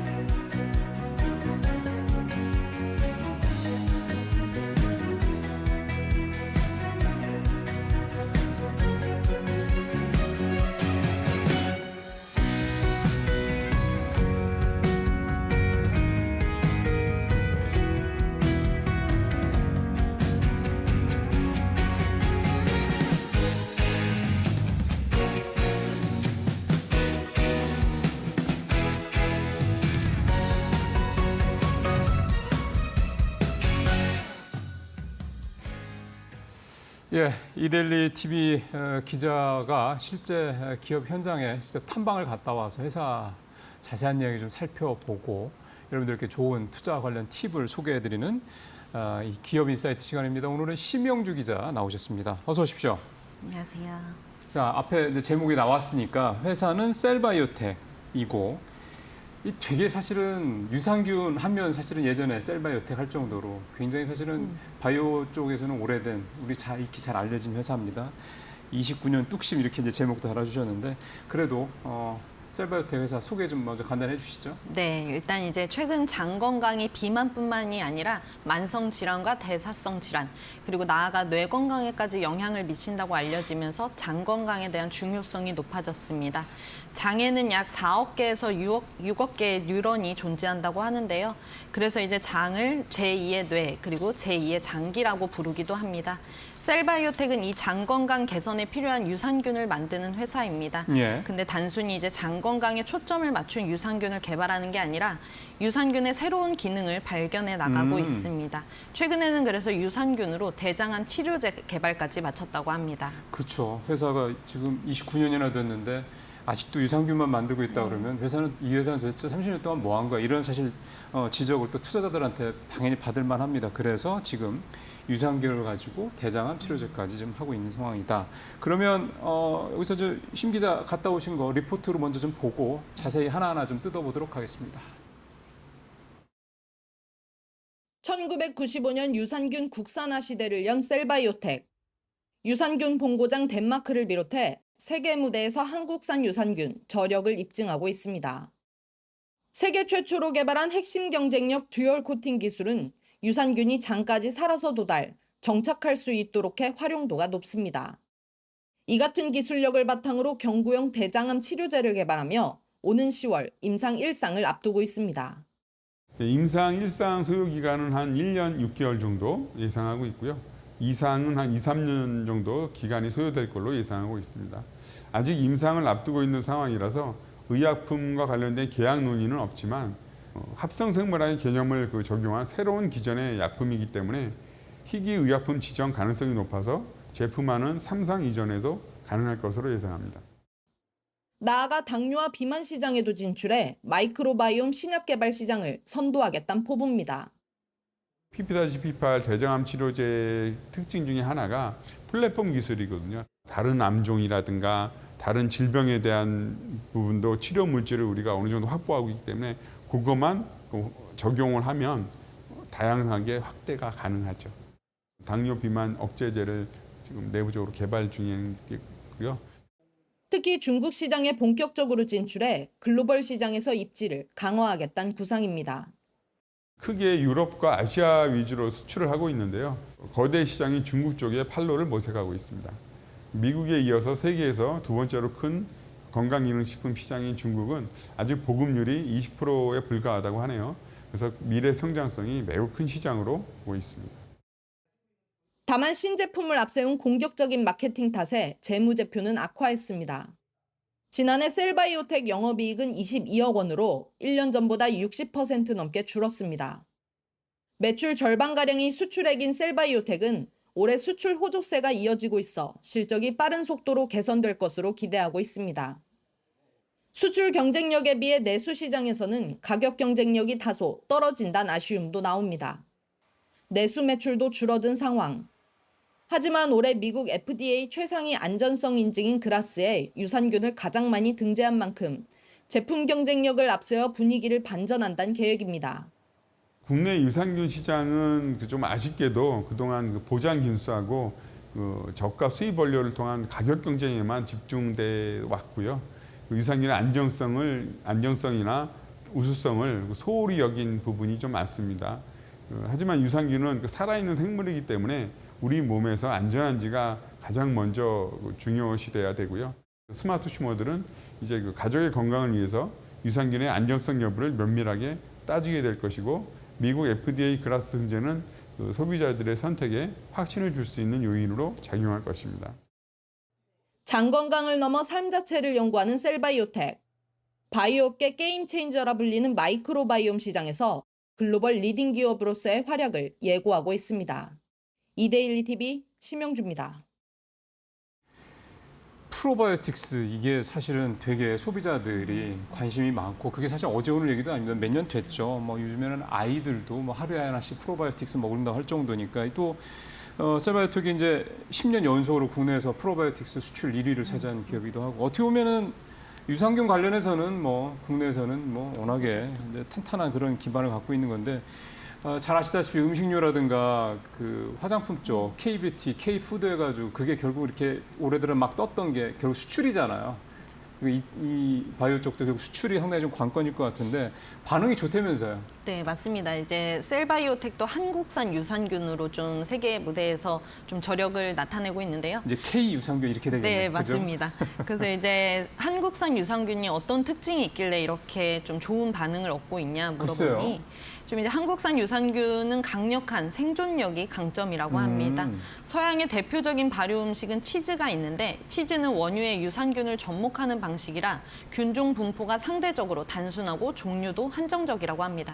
근데 이제 반면에 우리나라는 세균이나 효모, 곰팡이 등 다양한 미생물이 종합적으로 관여하는 복합 발효를 통한 발효 음식이 발달을 해서 그쵸. 유산균의 기원부터 완전히 다르다고 합니다. 또 이제 마늘이나 고추 그리고 생강, 양파 등 항균성이 강한 향신료를 많이 먹는데 이런 한국인의 고유 식습관에 이제 수백 년간 적응하면서 생존한 유산균이 한국산 유산균이라고 합니다. 예. 그래서 이제 셀바이오텍 측에서 말하기로는 실제로 연구를 해보면 수입산 균주는 마늘이나 고추 같은 향신료에 노출됐을 때 쉽게 사멸하는 반면에 한국산 유산균은 좀 오랫동안 살아있는 특징을 보인다고 합니다. 가만 생각해보면은 K푸드 관련해서도 사실 김치를 외국 사람들이 요즘에 맛을 알아가기 시작했다 얘기가 나오는데 사실 김치가 대표적인 발효식품이잖아요. 네, 그 안에 맞습니다. 유산균이 있다는 얘기 우리가 많이 하고 있고 따져보면 참 우리 삶에서 굉장히 쉽게 접하는 그런 게 우리 음식에 그 유산균을 접하는 게 우리 음식인데 근데 이제 문득 그런 생각이 듭니다. 수출을 열심히 하는 건 좋고 수출이 잘 되고 밖에서 좋은 반응이 나오는 것도 당연히 좋은데 결국 수출이라는 거는 환 리스크도 있고요. 지금 뭐 중동 지정학적 리스크 얘기 나오고 있다 보니 이렇게 되면 또 그런 리스크도 있고 또 미국이 경기 위축 얘기가 나오니 또 미국 또 수출이 또 혹시라도 뭐 하여간 이런 고민거리가 많아지긴 해요. 어떻다고 그래요, 회사는? 네, 그래서 이제 수출 다변화 정책을 보유하고 있다고 합니다. 회사도 이제 이 부분에 대해서 인지를 하고 있는데 이거는 이제 본부장 이야기를 직접 들어보겠습니다. 예. 수출국 쏠림 현상을 지향하고 있으며 전 세계 55개국에 수출하는 등 수출 국가가 매우 폭넓게 다각화되어 있습니다. 해외 거래처 또한 다양한 글로벌 네트워크를 가진 기업과 협업해서 무역 분쟁이 발생할 경우에 제3국을 통한 수출을 대비책으로 보유하고 있습니다. 실제로 지난 2021년 미얀마 내전 발생 시에 국내에서 수출이 불가능할 때 제3국을 통해 물량을 전달했던 경험도 있습니다. 그러게요. 그 위기 상황에서 극복을 하는 경험도 좀 충분히 있고 사실은 이제 회사가 오래 이렇게 상장을 하든 상장을 하지 않든 간에 오래 시장에서 이렇게 견뎌내고 구력이 쌓이고 회사가 성장을 하는 경험이 있으면 사실은 위기 상황을 여러 번 겪은 거니까 네, 맞습니다. 셀바이오텍도 뭡니까 이제 금융위기, 외환위기, 코로나까지 다 겪어서 생존한 회사니까 이제 그런 정도의 리스크 관리 능력은 충분히 있을 거라는 생각이 좀 들고요. 이제 해외 쪽은 이런데 국내 쪽은 좀 어떻습니까? 국내는 또 경쟁도 되게 심하잖아요. 네, 맞습니다. 건기식 시장의 경쟁 강도가 굉장히 높아지고 있는데 와중에 좀 셀바이오텍은 가격 경쟁력에서 우위를 확보하지 못하고 있는 점이 조금 가장 큰 리스크라고 할 수 있습니다. 네. 이제 유럽 등 외국에서는 소비자들이 유산균을 구매를 할 때 보통 의료 전문가랑 상담한 후에 약국에서 유산균을 구매한다고 합니다. 아 그래요? 네, 맞습니다. 근데 이제 반면에 국내 소비 패턴을 살펴보면 가격이랑 보장 균수를 이제 소비자들이 중요하게 생각을 하고 주로 온라인을 통해 구매를 하다 보니까 네. 홍보나 마케팅이 좀 중요할 수밖에 없습니다. 그렇죠. 그런데 이제 규제에 따라서 이제 제품 효과가 명확해도 이거를 제품에 적시하기가 어렵습니다. 그래서 이제 앞으로 셀바이오텍이 타겟팅하고자 하는 중국 시장을 포함해서 국내 건기식 시장에서 얼만큼 이제 경쟁력을 보여줄 수 있고 점유율은 얼만큼 확대할 수 있는지 이 부분이 관건이 될 전망입니다. 일단 회사 측은 내수 시장도 중요하게 보고 있다고 밝혔고 이제 앞으로도 이제 내수 시장을 소홀히 하지 않을 거라고 밝혔습니다. 그러면 내수 시장을 놓으면 안 되죠. 전체적으로 매출이 내수가 적더라도 이게 또 우리나라가 이런 의약품이라든가 이런 뭔가 소비재와 관련해서 또 글로벌 테스트베드 역할도 하고 있잖아요. 국내에서 잘 팔린다고 그러면 또 이게 또 한류에 또 다 이렇게 또 편승을 해서 또 좋은 결과를 가져올 수 있기 때문에 내수시장은 뭐 그리고 또 좋은 유산균을 우리 국민들이 또 드셔야죠. 네. 그런 것도 있겠고. 앞서 이제 그 본부장님, 이상원 본부장님 인터뷰 쭉 보다 보니까 마이크로 바이옴 얘기를 했어요. 이거는 좀 시청자분들한테 소개를 좀 해주셔야 될 것 같아요. 네, 이제 마이크로바이옴은 미생물과 생태계 혹은 게놈을 합친 말입니다. 즉 인체에서 이제 사람과 공생 관계를 이루는 미생물 생태계를 뜻하는데요. 네. 그래서 이제 몸속의 우주라고도 불립니다. 시장 성장세는 굉장히 높은데요. 한국과학기술연구원에 따르면 인체 마이크로바이옴의 세계 시장 규모는 올해 2억 7천만 달러 가량인데 이게 우리 돈으로 3,709억 원 가량입니다. 근데 이제 연평균 약 30%의 성장률을 보여서 2029년까지는 13억 7천만 달러 규모로 커질 거라고 합니다. 이제 또 인체 마이크로바이옴 시장은 크게 치료제랑 진단으로 구분되는데 그중 셀바이오텍이 진출하려고 하는 치료제 시장이 93.7%로 시장 대부분을 차지하고 있습니다. 그러면 이렇게 연평균 31% 성장이라는 거는 거의 AI 쪽에 뭐 데이터 센터라든가 이쪽 성장률이랑 비슷할 정도의 엄청난 성장률인데 이 마이크로바이옴 시장에 셀바이오텍이 치료 시장으로 진출한다. 네, 맞습니다. 그러면 여기서 조금 더 여쭤보고 싶은 게 마이크로바이옴 얘기가 나왔으니까 지금 현재 셀바이오텍이 마이크로바이옴과 관련돼서 치료제 관련해서 뭘 이렇게 구체적으로 만들어낸 제품이 있는 겁니까 현재? 지금은 대장암 치료제 신약 개발에 그게 들어갔고, 그거다. 네 맞습니다. 그러면 당연히 그쪽으로 가야 되겠네요. 네, 그러면 네.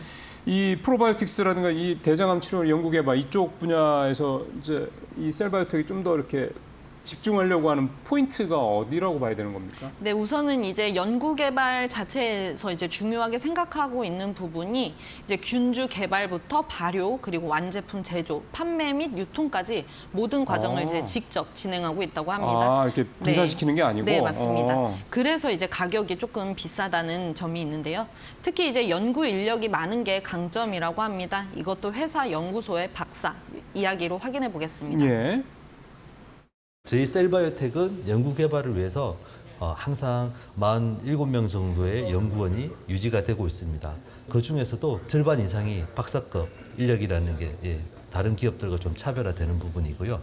또 다른 차별화될 수 있는 부분은 셀바이오텍 같은 경우는 자체적으로 논문을 다 라이팅도 하고 게재도 하고 그렇게 하고 있습니다.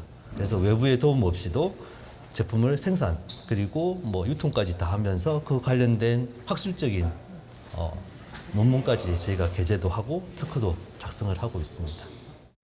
그러니까 우리 산업, 특히 이제 방산도 그렇고 조선도 그렇고 우리가 갖고 있는 그 우리 산업의 경쟁력이라는 게 말씀하신 대로 연구열부터 시작해서 최종 제품까지 소위 말하는 일관 시스템을 구축하고 있다라는 거잖아요.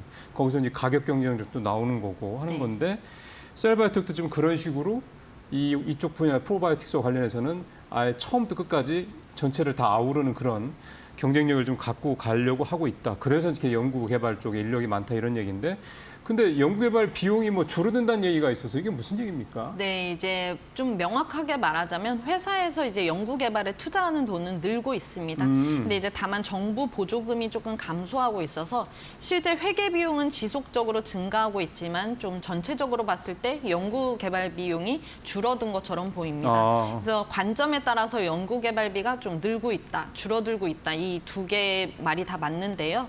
다만 이제 회사에서는 설립이후 지금까지 전체 직원 15% 이상을 석박사급 연구원으로 채용하고 있다고 합니다. 예. 그리고 이제 매출액의 10% 내외를 R&D에 투자하고 있다고 하고요.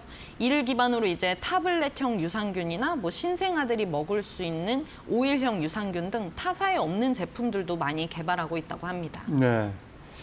그 전체 매출에서 월말 사업이 차지하는 비중이 비교적 낮다 그러는데 월말이라는 게 뭔가요? 원말이라는 게 이제 유산균 가루를 뜻하는데요. 원말. 네, 맞습니다. 그럼 이게 아무래도 계속 이 사업을 확장하려면 키워야 될 것 같은데. 네, 근데 이제 원말 사업을 진행하고 있긴 한데 조금 이게 확대할 계획은 사실 없다고 합니다. 그래요? 왜냐면 이제 완제품 사업에 집중할 계획이라고 하는데요. 이거는 본부장 이야기로 직접 들어보겠습니다. 네. 필요에 따라서 원말 사업도 진행하고 있지만 그 수익성이나 안정성, 완성도 측면에서 완제품 판매가 더 유효하다고 저희는 판단하고 있습니다. 살아있는 유산균은 매우 민감하기 때문에 완제품 제조 과정에서도 수준 높은 기술력이 필요합니다. 그래서 유산균 원말이 안전하고 빠르게 제품화되는 과정이 필요하고요. 결국 소비자에게 전달되는 완제품의 완성도를 위해서는 모든 프로세스를 직접 진행해서 최고의 제품을 제공하는 것이 우리 회사의 철학입니다.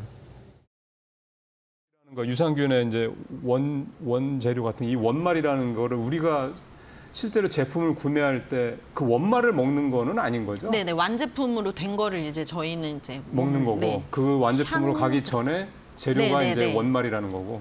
그럼 이 셀바이오텍 같은 경우 아까 프로바이오틱스 실제 생산을 해서 좀 제품을 공급을 할 텐데 여기는 뭡니까?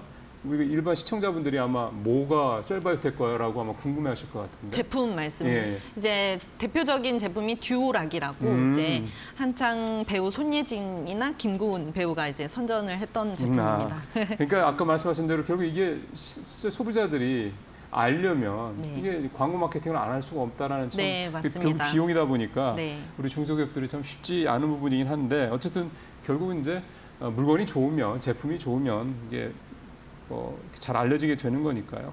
자, 이제 본격적으로 좀 수치 얘기를 좀 해봐야 될 것 같습니다. 상반기 실적이 나왔어요? 네, 어제 딱 나왔는데요. 아, 예, 잘 어제 됐네요. 잠정 실적 공시가 났습니다. 근데 상반기 영업이익은 흑자 전환에 성공했다고 합니다. 상반기 누적 매출액은 256억 원이고 영업이익은 36억 원, 당기순이익은 73억 원을 기록했다고 합니다. 예. 전년 동기 대비해서 매출액은 이제 1.2% 증가했고요. 영업이익은 흑자 전환, 당기순이익은 무려 1,048% 증가했다고 합니다.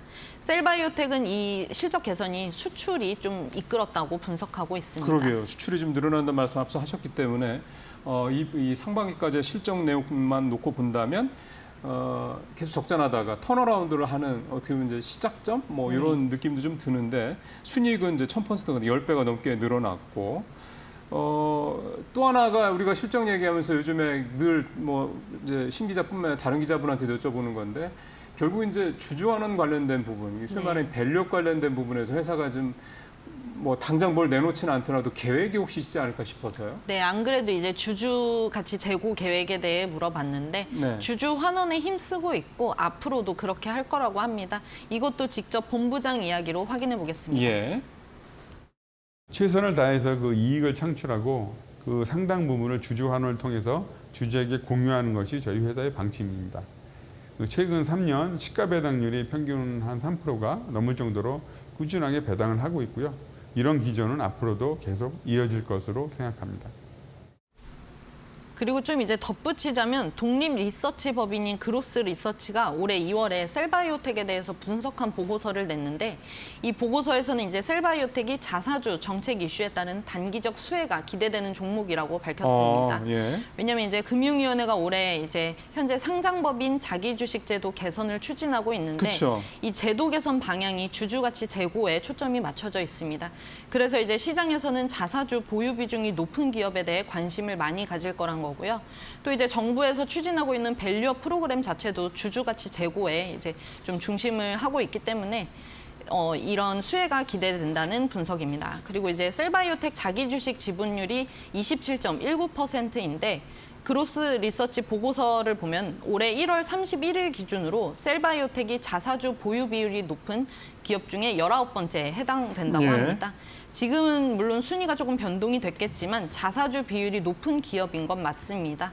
통상 이제 상장사의 자기주식 취득은 대부분 이제 주요 경영진의 책임 경영이나 이제 주가 부양을 목적으로 하다 보니까 이런 수혜가 기대된다고 보는 분석입니다. 예, 자사주를 많이 갖고 있으니까 여기다가 조금만 더 욕심을 낸다면 자사주 갖고 있는 보유분 중에서 일부를 조금씩 소각을 하면서 유통 물량을 네. 줄여주면은 아무래도 지금 주가가 13,360원, 7.7%가 올라왔거든요. 그러니까 주가가 최근에 좀 조정을 보이다가 지금 일단 조금 반등을 좀 하는 모습을 보여주고 있어서 또 최근에 하반기 들어서 바이오주들 또 전반적인 분위기도 괜찮고 이 주주 가치 관련된 부분 조금 더 그 투자자들 쪽으로 하신다면은 좀 더 좋은 어떤 주가 상승 효과도 있지 않을까 기대가 되고 그 수익을 그러니까 영업이익을 많이 내지 않은 상태에서도 꾸준히 시가 배당률을 3% 정도 기록했다 그러면 기본적으로 배당에 대한 이 회사의 방침은 좀 네. 확고한 편이라고 좀 기대가 되네요. 이제 마지막으로 하나만 더 살펴보겠습니다. 사실은 아까 그 경구용 대장암 치료제 그거를 이제 프로바이오틱스 쪽으로 이제 개발하신다고 말씀을 아까 잠깐 하셔서 그 얘기를 좀 마무리를 해서 여쭤봤으면 좋겠는데 이게 이제 신약 개발인 거잖아요. 네, 맞습니다. 이게 신약 개발이 만만치가 않아서 이거 어떻게 보고 있습니까? 좀 이 부분에 대해서 아무래도 지속적으로 점검이 필요하긴 합니다. 그러니까요. 그래서 일단은 임상 1상이 이제 승인이 났는데 이게 성공을 할 수 있을지 또 이제 경쟁사의 신약 개발은 어떤 상황이 놓여 있는지 그런 부분을 계속해서 이제 투자자들은 체크를 해야 되겠고요. 네. 이제 또 신약을 개발을 하고 하더라도 이제 상용화 까지는 시간이 조금 걸리고 그러면, 그게 네. 또 이제 실적에 반영되기까지는 더 많은 시간이 소요되기 때문에 주가 성장 모멘텀 자체는 될 수 있겠지만 실질적인 기업 가치에 반영되는지는 조금 장기적인 네. 관점에서 바라봐야 한다는 분석이 시장에서 나오고 있습니다. 사실은 대장암 같은 경우는 국내만 놓고 보더라도 거의 항상 탑3 안에 들어가는 네. 발병률이 높은 암이잖아요. 그러니까 이게 더군다나 이게 지금 같이 이렇게 무슨 항암 치료라든가 이런 방식이 아니고 입으로 먹는 경구용 약으로 네. 치료제가 나온다 그러면 좀 표현이 좀 그렇습니다만 정말 대박약이 되긴 할 텐데 말씀하신 대로 시간은 좀 걸릴 것이다. 네, 하지만 맞습니다. 셀바이오톡에 투자를 하실 생각 있으신 분들이나 보시는 분들께서는 이 대장암의 개발 추이 네, 계속해서 맞습니다. 좀 관심을 갖고 지켜보실 필요가 있다. 알겠습니다. 오늘 심영기 기자와 함께 셀바이오텍 얘기를 좀 자세히 좀 나눠봤습니다. 고생하셨습니다. 네, 고맙습니다. 감사합니다. 네.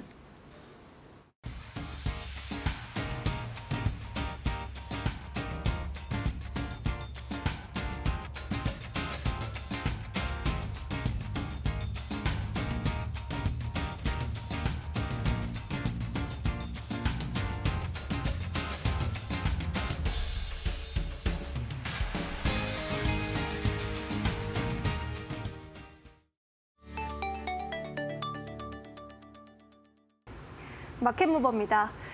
요즘 일본 엔화 가격이 크게 반등하면서 그간 엔화 약세 속에 강세를 보였던 일본 도쿄 증시가 갑자기 급락하는 등 시장에 미치는 후폭풍이 큰 상황입니다. 이러한 상황 속에서 우리나라에서는 5대 은행의 엔화 예금 잔액이 올해 들어 처음으로 감소한 것으로 알려졌습니다. 100엔당 원화값이 900원 선을 돌파하면서 우리 시장에서도 차익 실현 수요가 늘고 있는 영향으로 풀이가 되고 있습니다. 엔화 예금 잔액 같은 경우 지난달 말 기준으로 약 1조 2,111억 엔을 기록했습니다. 지난 6월 말에 1조 2,929억 엔에 대비해서 818억 엔이 줄어든 수치인데요. 우리 돈으로 총 7,860억 원이 빠져나간 겁니다. 엔화를 원화로 바꾸는 환전 규모도 늘어날 수밖에 없는 상황입니다. 지난달 엔화 매수액이 128억 엔에 달하게 되면서 지난해 12월 이후 최고 수준으로 늘어났습니다. 그렇다면 엔화는 왜 이렇게 급격하게 가치가 오르고 있는 걸까요? 다음 장으로 확인해 보겠습니다. 엔화 가치가 급격하게 반등하고 있는 이유는 먼저 일본과 미국의 장기금리 격차 축소가 가장 큰 이유로 꼽히고 있습니다. 미국의 연준이 금리 인하를 단행할 것으로 예상되면서 미국의 장기금리는 하락하고 BOJ가 금리를 인상하면서 일본의 장기금리는 올라오면서 격차가 줄어든 것입니다. 그리고 엔캐리 트레이드 청산 역시 엔화 가치의 급격한 반등에 큰 영향을 주고 있는 상황입니다. 그동안 저렴했던 엔을 청산하게 되면서 해외 자산을 팔는 현상이 지속되고 있는 겁니다. 결국에 단기 정책 변수는 그런데 전문가들이 환율에 충분히 반영돼 있다라는 의견을 내놓고 있습니다. 결국에 미국과 일본의 장기금리 격차는 계속해서 줄어들기보다는 현 수준에서 등락할 것이라는 의견이 지배적입니다.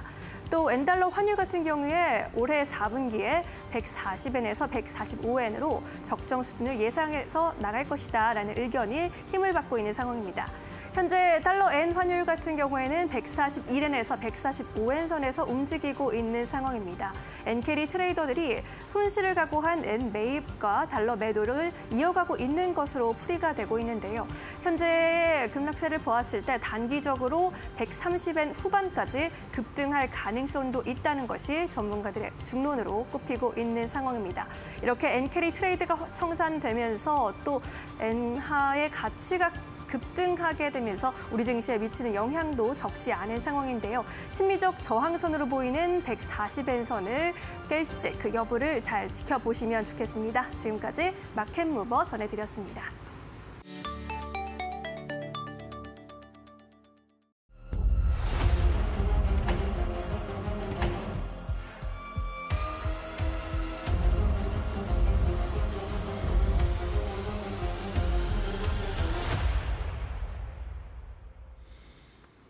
안녕하세요. 메디토크 신일섭입니다. 오늘의 주제는 위식도 역류질환, 피캡 vs PPI 빅뱅, 피트 국산신약 화이팅입니다. 자, 위식도 역류질환 저도 있고요. 대부분 다 있어요. 자고 일어나면 아침에 신물 올라오시지 않나요? 다 있습니다. 가면은 그냥 위식도 역류질환이래요. 미란성 위식도염이라고 하고. 그래서 그 기침 나오는 게 감기가 아니라 그 계속 신물 넘어오는 거 때문에 그 약을 잘 보면은 그게 대부분 K캡이 들어있어요. 요즘에 잘 보세요. 지금 내과나 요즘에 호흡기 때문에 많이 가실 텐데 알약에 써 있거든요. 앞으로 잘 보시면은 여기서 배우는 거가 실제로 보일걸요. 눈에 보입니다. 자, 우리나라 국산 신약 몇 호까지 나왔나요? 지금 봅시다. 첫 번째 99년 7월 15일 날 우리 최초의 신약이 나왔습니다. 자랑스러운 여기 어쨌든 역사책에 쓰였죠. 지금 이 SK케미칼에서 나온 선플라주가 지금 사용되지는 않아요. 그러니까 신약을 얼마나 지금 우리 오늘 제약바이오가 폭등하고 있잖아요. 지금 우리나라 제약바이오가 옛날에는 셀트리온, 삼성바이오로직스 같이 그런 류의 기업이 가다가 오늘은 전반적으로 모든 류가 다 가고 있어요.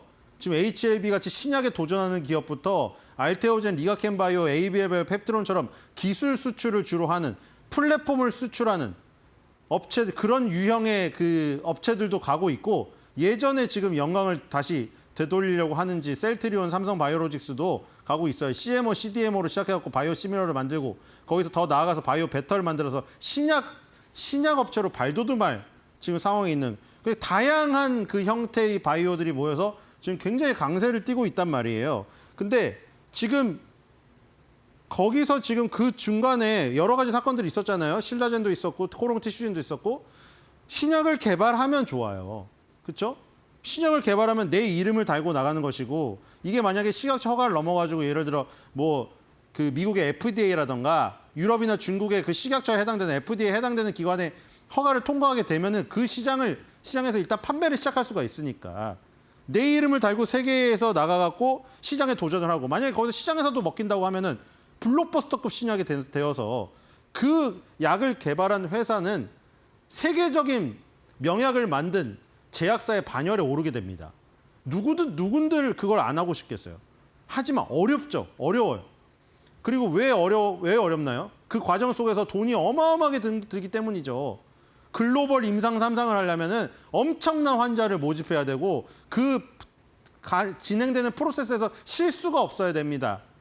근데 우리 지금 보시면은 프로세스에서 실수가 있었던가, 고의로 어떤 시료를 조작했던가, 그쵸? 환자를 바꿔치기 하는 경우도 있었고, 시약을 실수인지 의도든지 모르겠는데 시약을 실수해서 다르게 놓은 경우도 있었고, 그리고 돈이 없어가지고 거꾸러진 경우도 있었어요.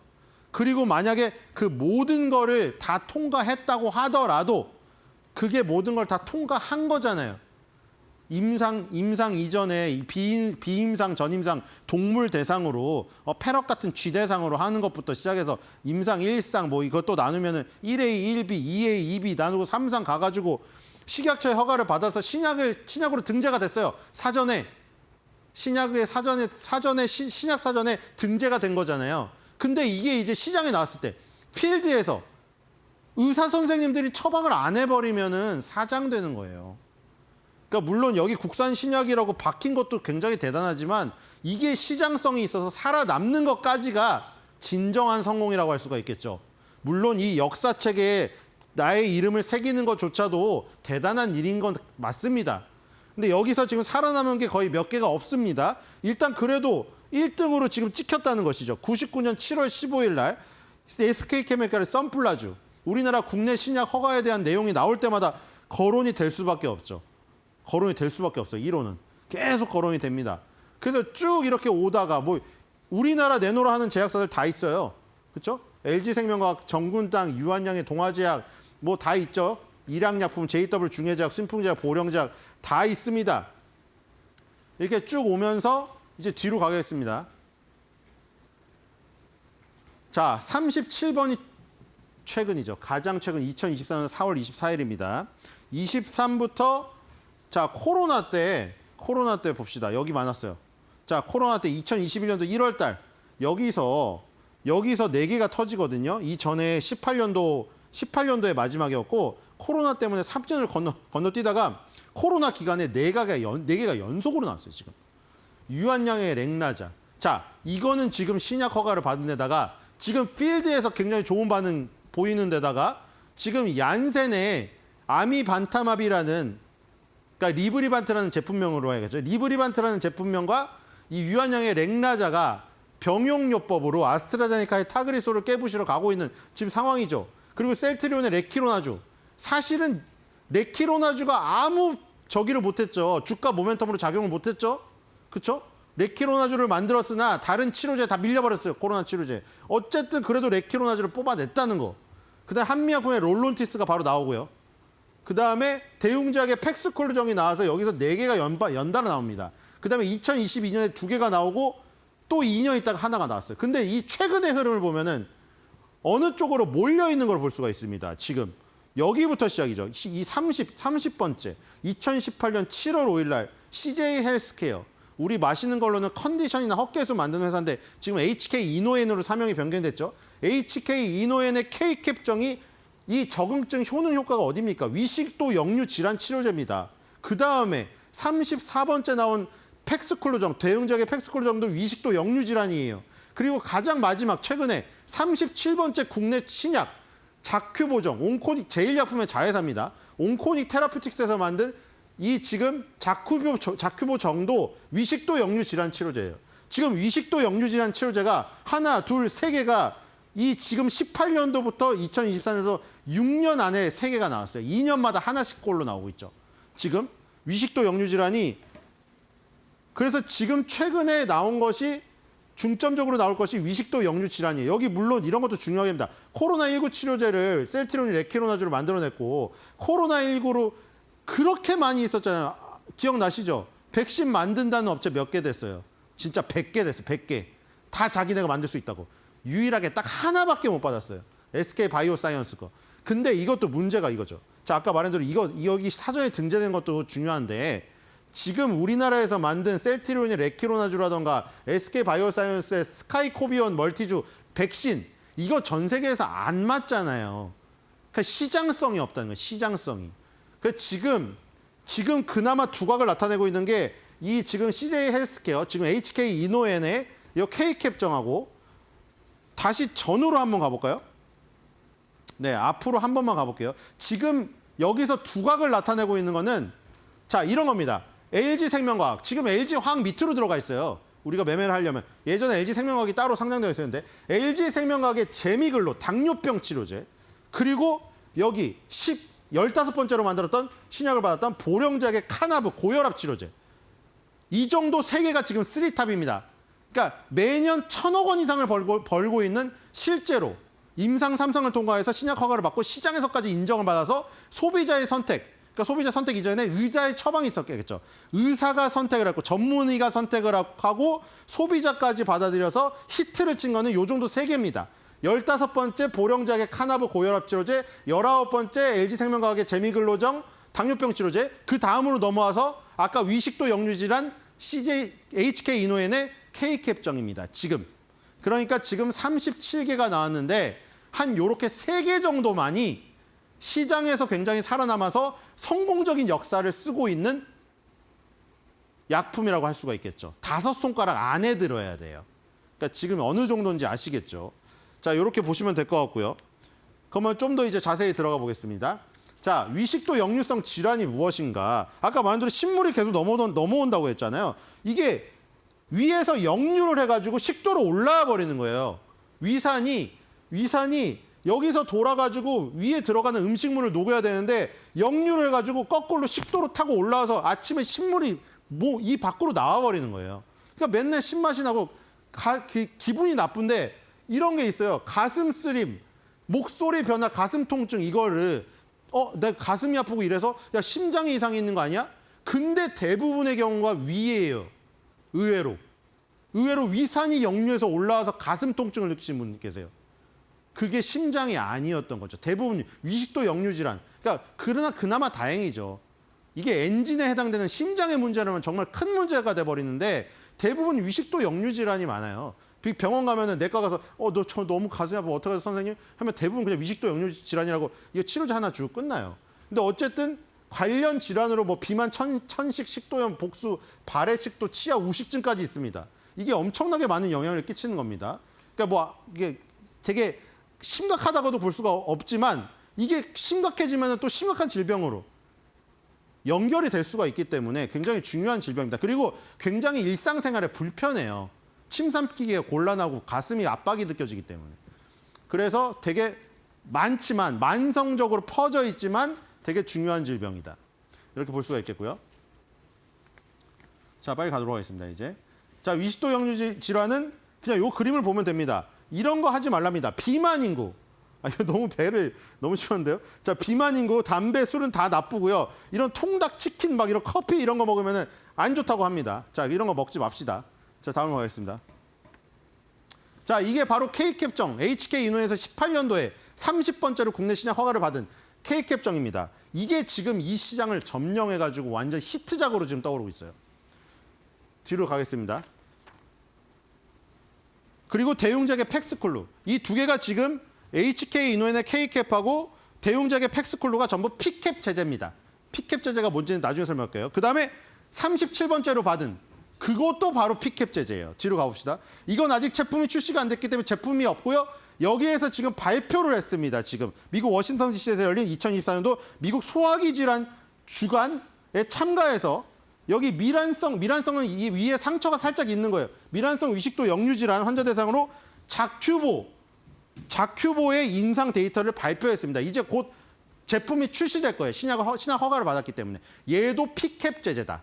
그러니까 지금 뭐를 볼 수가 있죠? 6년 사이에 2년마다 위식도성 역류질환 치료제가 나왔는데 신약이 전부 다 P캡 제재였다. 자, P캡 제재 그냥 간단히 우리가 알 수 있는 걸 차이를 말해볼게요. 그 전에 PPI 제재는 이제 병원에서 처방전을 갖고 약국에 가잖아요. 그럼 약사 선생님이 복약 지도를 합니다. 이거 꼭 식전 30분 전에 드셔야 되고요. 식후가 아닙니다. 식전 30분 전에 드셔야 되고 밤에 막 마음대로 드시지 마세요. 왜 그러냐면은 그거는 PPI 제제는 위산에 쉽게 녹아버려요. 그렇기 때문에 식후에 먹으면 효과가 확 떨어집니다. 그래서 그거는 꼭 식전에 먹으라고 복약 지도가 들어가요. 근데 이 P캡 제제, K캡정이 나오고 나서 지금 자큐보까지 얘는 상관이 없습니다. 식전이든 식후든 식사와 함께 먹어도 상관이 없어요. 그런 복용 편의성이 엄청나게 증대됐기 때문에 이 시장을 지금 점령해 나가고 있는 거예요. 자, 다음으로 가겠습니다. 자, 그리고 이건 뭐냐? 이제 그 전에 PPI. 자, 지금도 아직도 PPI 제재가 50%를 차지하고 있어요. 근데 P캡 제재인 K캡정을 필두로 해서 자큐보전 같이 세 개가 지금 무서운 기세로 들어오다 보니 PPI 제재에서 자신의 단점을 보완해서 방어를 치려는 방어 기제가 발동을 한 거예요. 여기에 PPI 제재의 대표적인 제품이 종근당의 에소듀오입니다.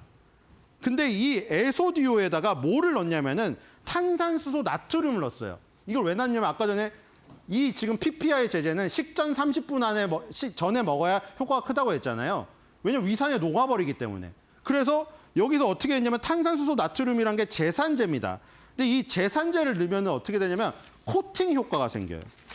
그 코팅 효과가 생겨가지고 이거를 코팅 기술을 적용해서 위산을 넘어가게 만듭니다. 그래서 PPI랑 제산제를 복합제로 하면은 위산이 중화가 돼서 PPI가 분해되는 거를 방지를 시켜줘요.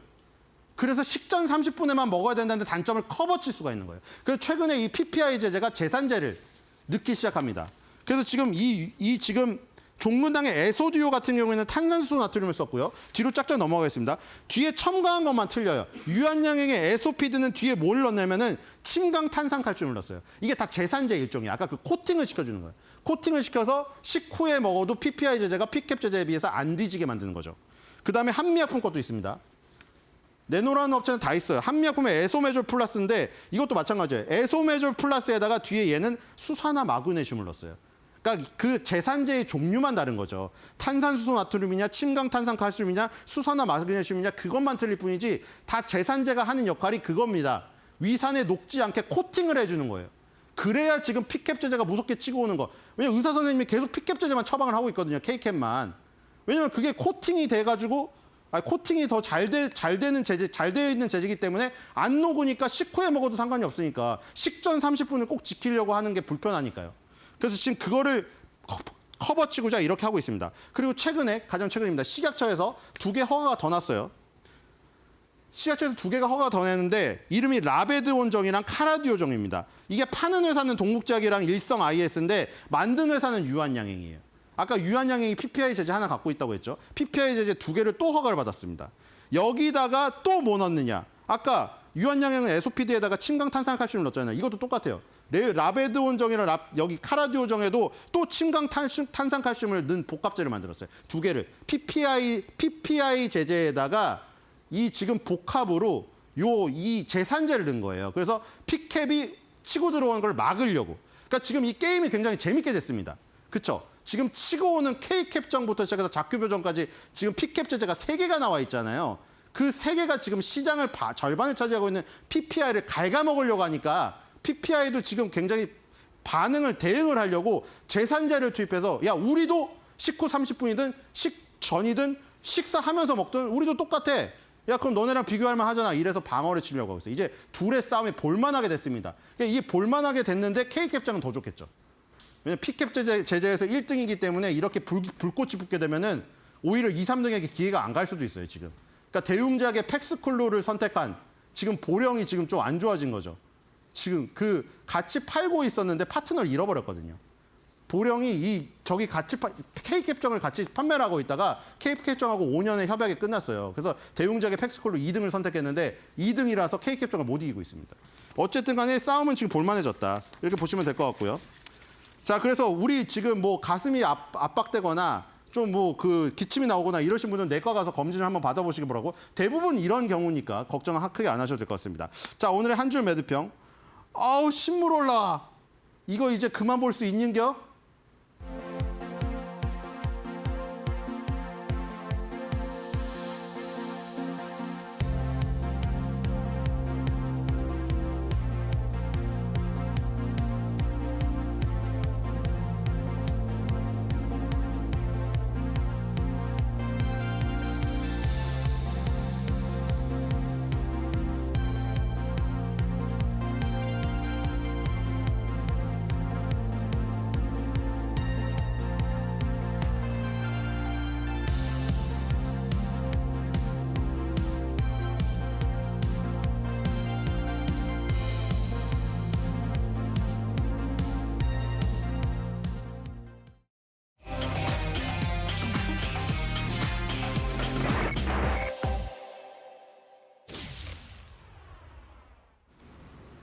오늘 오만한 인터뷰는 박순혁 작가와 함께하겠습니다. 안녕하세요. 네, 안녕하십니까. 네, 작가님 오늘 AI 얘기도 해주시고 배터리 얘기도 해주실 거죠? 예, 그렇게 하겠습니다. 네, 예.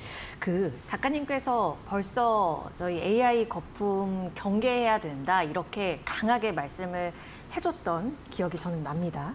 근데 이번에 시장 하락할 때 이쪽만 빠진 게 아니라 사실 전반적으로 다 눌렸었잖아요. 그러니까 시장 전체가 흔들려서 낙폭이 더 커졌던 게 아닌가 저는 이런 생각도 들기는 하는데 버블 붕괴의 시작이라고 보고 계신 거예요? 예, 지금 이제 뭐 미국 장부터 시작해서 이제 우리 장도 월요일 날 크게 이제 영향을 받았는데 가장 핵심적인 부분은 이제 AI 그 거품이 이제 붕괴되는 이 네. 부분이 가장 좀 핵심적인 요소다라고 이제 이해하시면 될 것 같고요. 예. 이제 제가 AI는 제가 보기에는 이제 닷컴 버블과 유사한 측면이 이제 여러 가지가 있다는 말씀 그때 드렸었는데 그 2000년대 이제 닷컴 버블 붕괴 당시에도 나스닥만 빠진 게 아니고 다우도 같이 빠졌거든요. 그러니까 같은 맥락이라고 보시면 되고요. 이제 일단은 어떤 그 거품이 붕괴될 때 그게 이제 붕괴가 되면서 시장 전반을 이제 같이 동반 하락하는 경향이 있고 하락이 마무리되고 난 다음에 올라갈 때 이제 올라가는 주식들이 이제 달라지는 이제 그 부분이 중요한 거죠. 그러니까 지금 떨어지는 게 중요한 게 아니고 이제 이 장이 끝나고 하락장이 끝나고 나서 상승으로 이제 장이 턴할 때 누가 갈 수 있느냐 하는 부분을 좀 이제 초점을 맞춰서 보셔야 될 부분이고 일단 이제 AI 쪽 관련된 거는 이제 가능성이 되게 좀 희박하다 하는 좀 말씀을 드리겠습니다. 네. 예, 이게 이제 제가 그 4월 17일 날 이제 삼성전자 한미반도체는 이제 땡땡땡 해가지고 땡땡땡 뭐라고 얘기는 잘 기억이 안 나네. 예, 요때 이제 말씀드렸을 때 제가 이제 하나 저기 인용해 드린 기사가 있는데 네. 그 기사가 뭐냐면은 이제 이게 상당히 좀 중요한 기사였습니다. 사실 보시면 예. 3개월 전에 이미 이제 우리 그 김영희 박사님이 이제 유명하신 분이시죠. 이제 이코노미스트로 저분이 이제 그 하나증권 리서치 센터장 하실 때 네. 그때 제가 이제 그 하나증권에서 이제 PB로 같이 있었거든요. 이제 저희 PB 영업하시는데 또 이제 도움을 많이 주셨던 이제 그 우리 여의도에서는 좀 아주 좀 드물게 이제 자기 그 소신을 이제 뚜렷하게 좀 밝히시는 좀 이제 그런 분이고 뭐 가끔 가다가 이제 주가 측면에서는 좀 이제 틀릴 때도 있으셔갖고 이제 좀 욕을 드시는 경우도 있지만 중요한 거는 주가가 아니고 이제 이런 분들의 이제 자기 견해를 이제 지속적으로 이제 소신껏 얘기하는 이제 그런 부분이 사실 중요한 거고요. 이게 이제 4월 16일 날 이제 김영희 교수님께서 이제 중앙 이코노믹스에서 네. 그 기사를 기고를 하신 건데 여기에 사실 지금 AI 거품 붕괴, 그다음에 나스닥이 폭락하고 하는 것에 대한 경계가 여기 다 들어있어요. 어떤 말씀을 하셨냐면 AI 혁명이 생산성 향상을 통해서 경제에 큰 영향을 줄 것이다라고 다들 이야기하고 있는데 실제 우리가 데이터를 찾아보니까 그렇지 않더라. 이거는 과거에 이제 닷컴 버블 때 있었던 현상하고 유사해서 이제 그런 현상이 다시 좀 재현되지 않겠나. 그러면 첫 번째로 이제 AI 주가도 떨어지지만 AI 주가가 떨어지는 것에 그치는 게 아니고 미국 경제 전체가 좀 이제 뭐랄까 침체 국면에 접어들고 그러면서 미국장 정체가 좀 빠지지 않겠나. 지금 이제 과대평가 AI에 대한 기대감 때문에 미국 S&P 지수가 지금 과대평가되어 있으니까 좀 조심해라. 그러면서 맨 마지막에 보시면은 이제 생산성 통계가 기대에 미치지 못하면 주가가 급락할 가능성도 배제할 수 없다. AI 파티는 즐겨야 한다. 그러나 생산성 통계를 지켜보면서 출구 근처에서 파티를 즐기는 게 더 좋을 것 같다. 이게 네. 정확한 지적이신 거예요. 네. 그러니까 이거를 좀 이제 염두에 두시고 4월 달부터 이제 그 주식 투자하시는데 참고를 하셨다고 하면은 이제 좀 저기 파티 출구에서 좀 놀다가 이제 뭐 6월 달이나 적정할 때 잘 빠져나올 수 있었지 않았을까 이제 싶고요.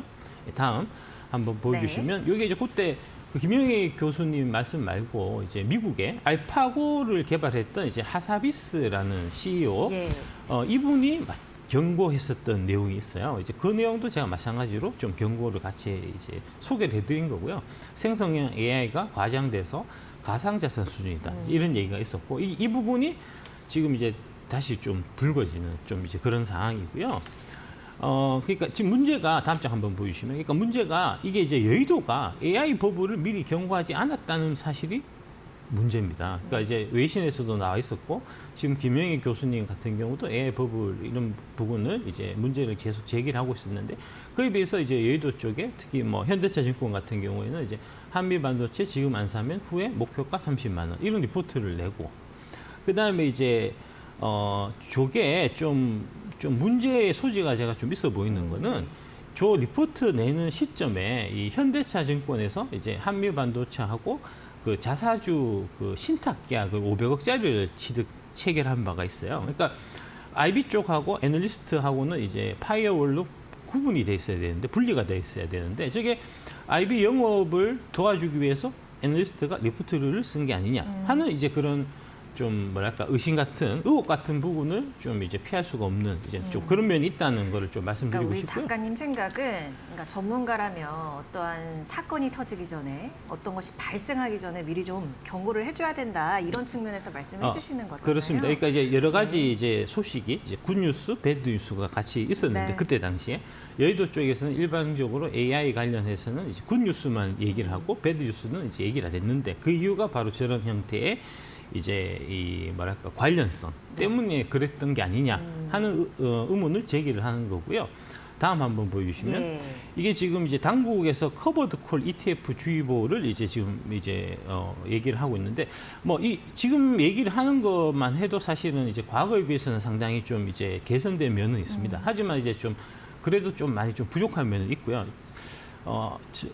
그러니까 요새 어떻게 얘기가 나오냐면 이제 프리미엄 15%, 프리미엄 12% 뭐 이런 식으로 해서 마치 12%나 15%를 받는 것처럼 지금 이제 광고를 하고 있는데 저거는 명백한 허위 가장 광고예요.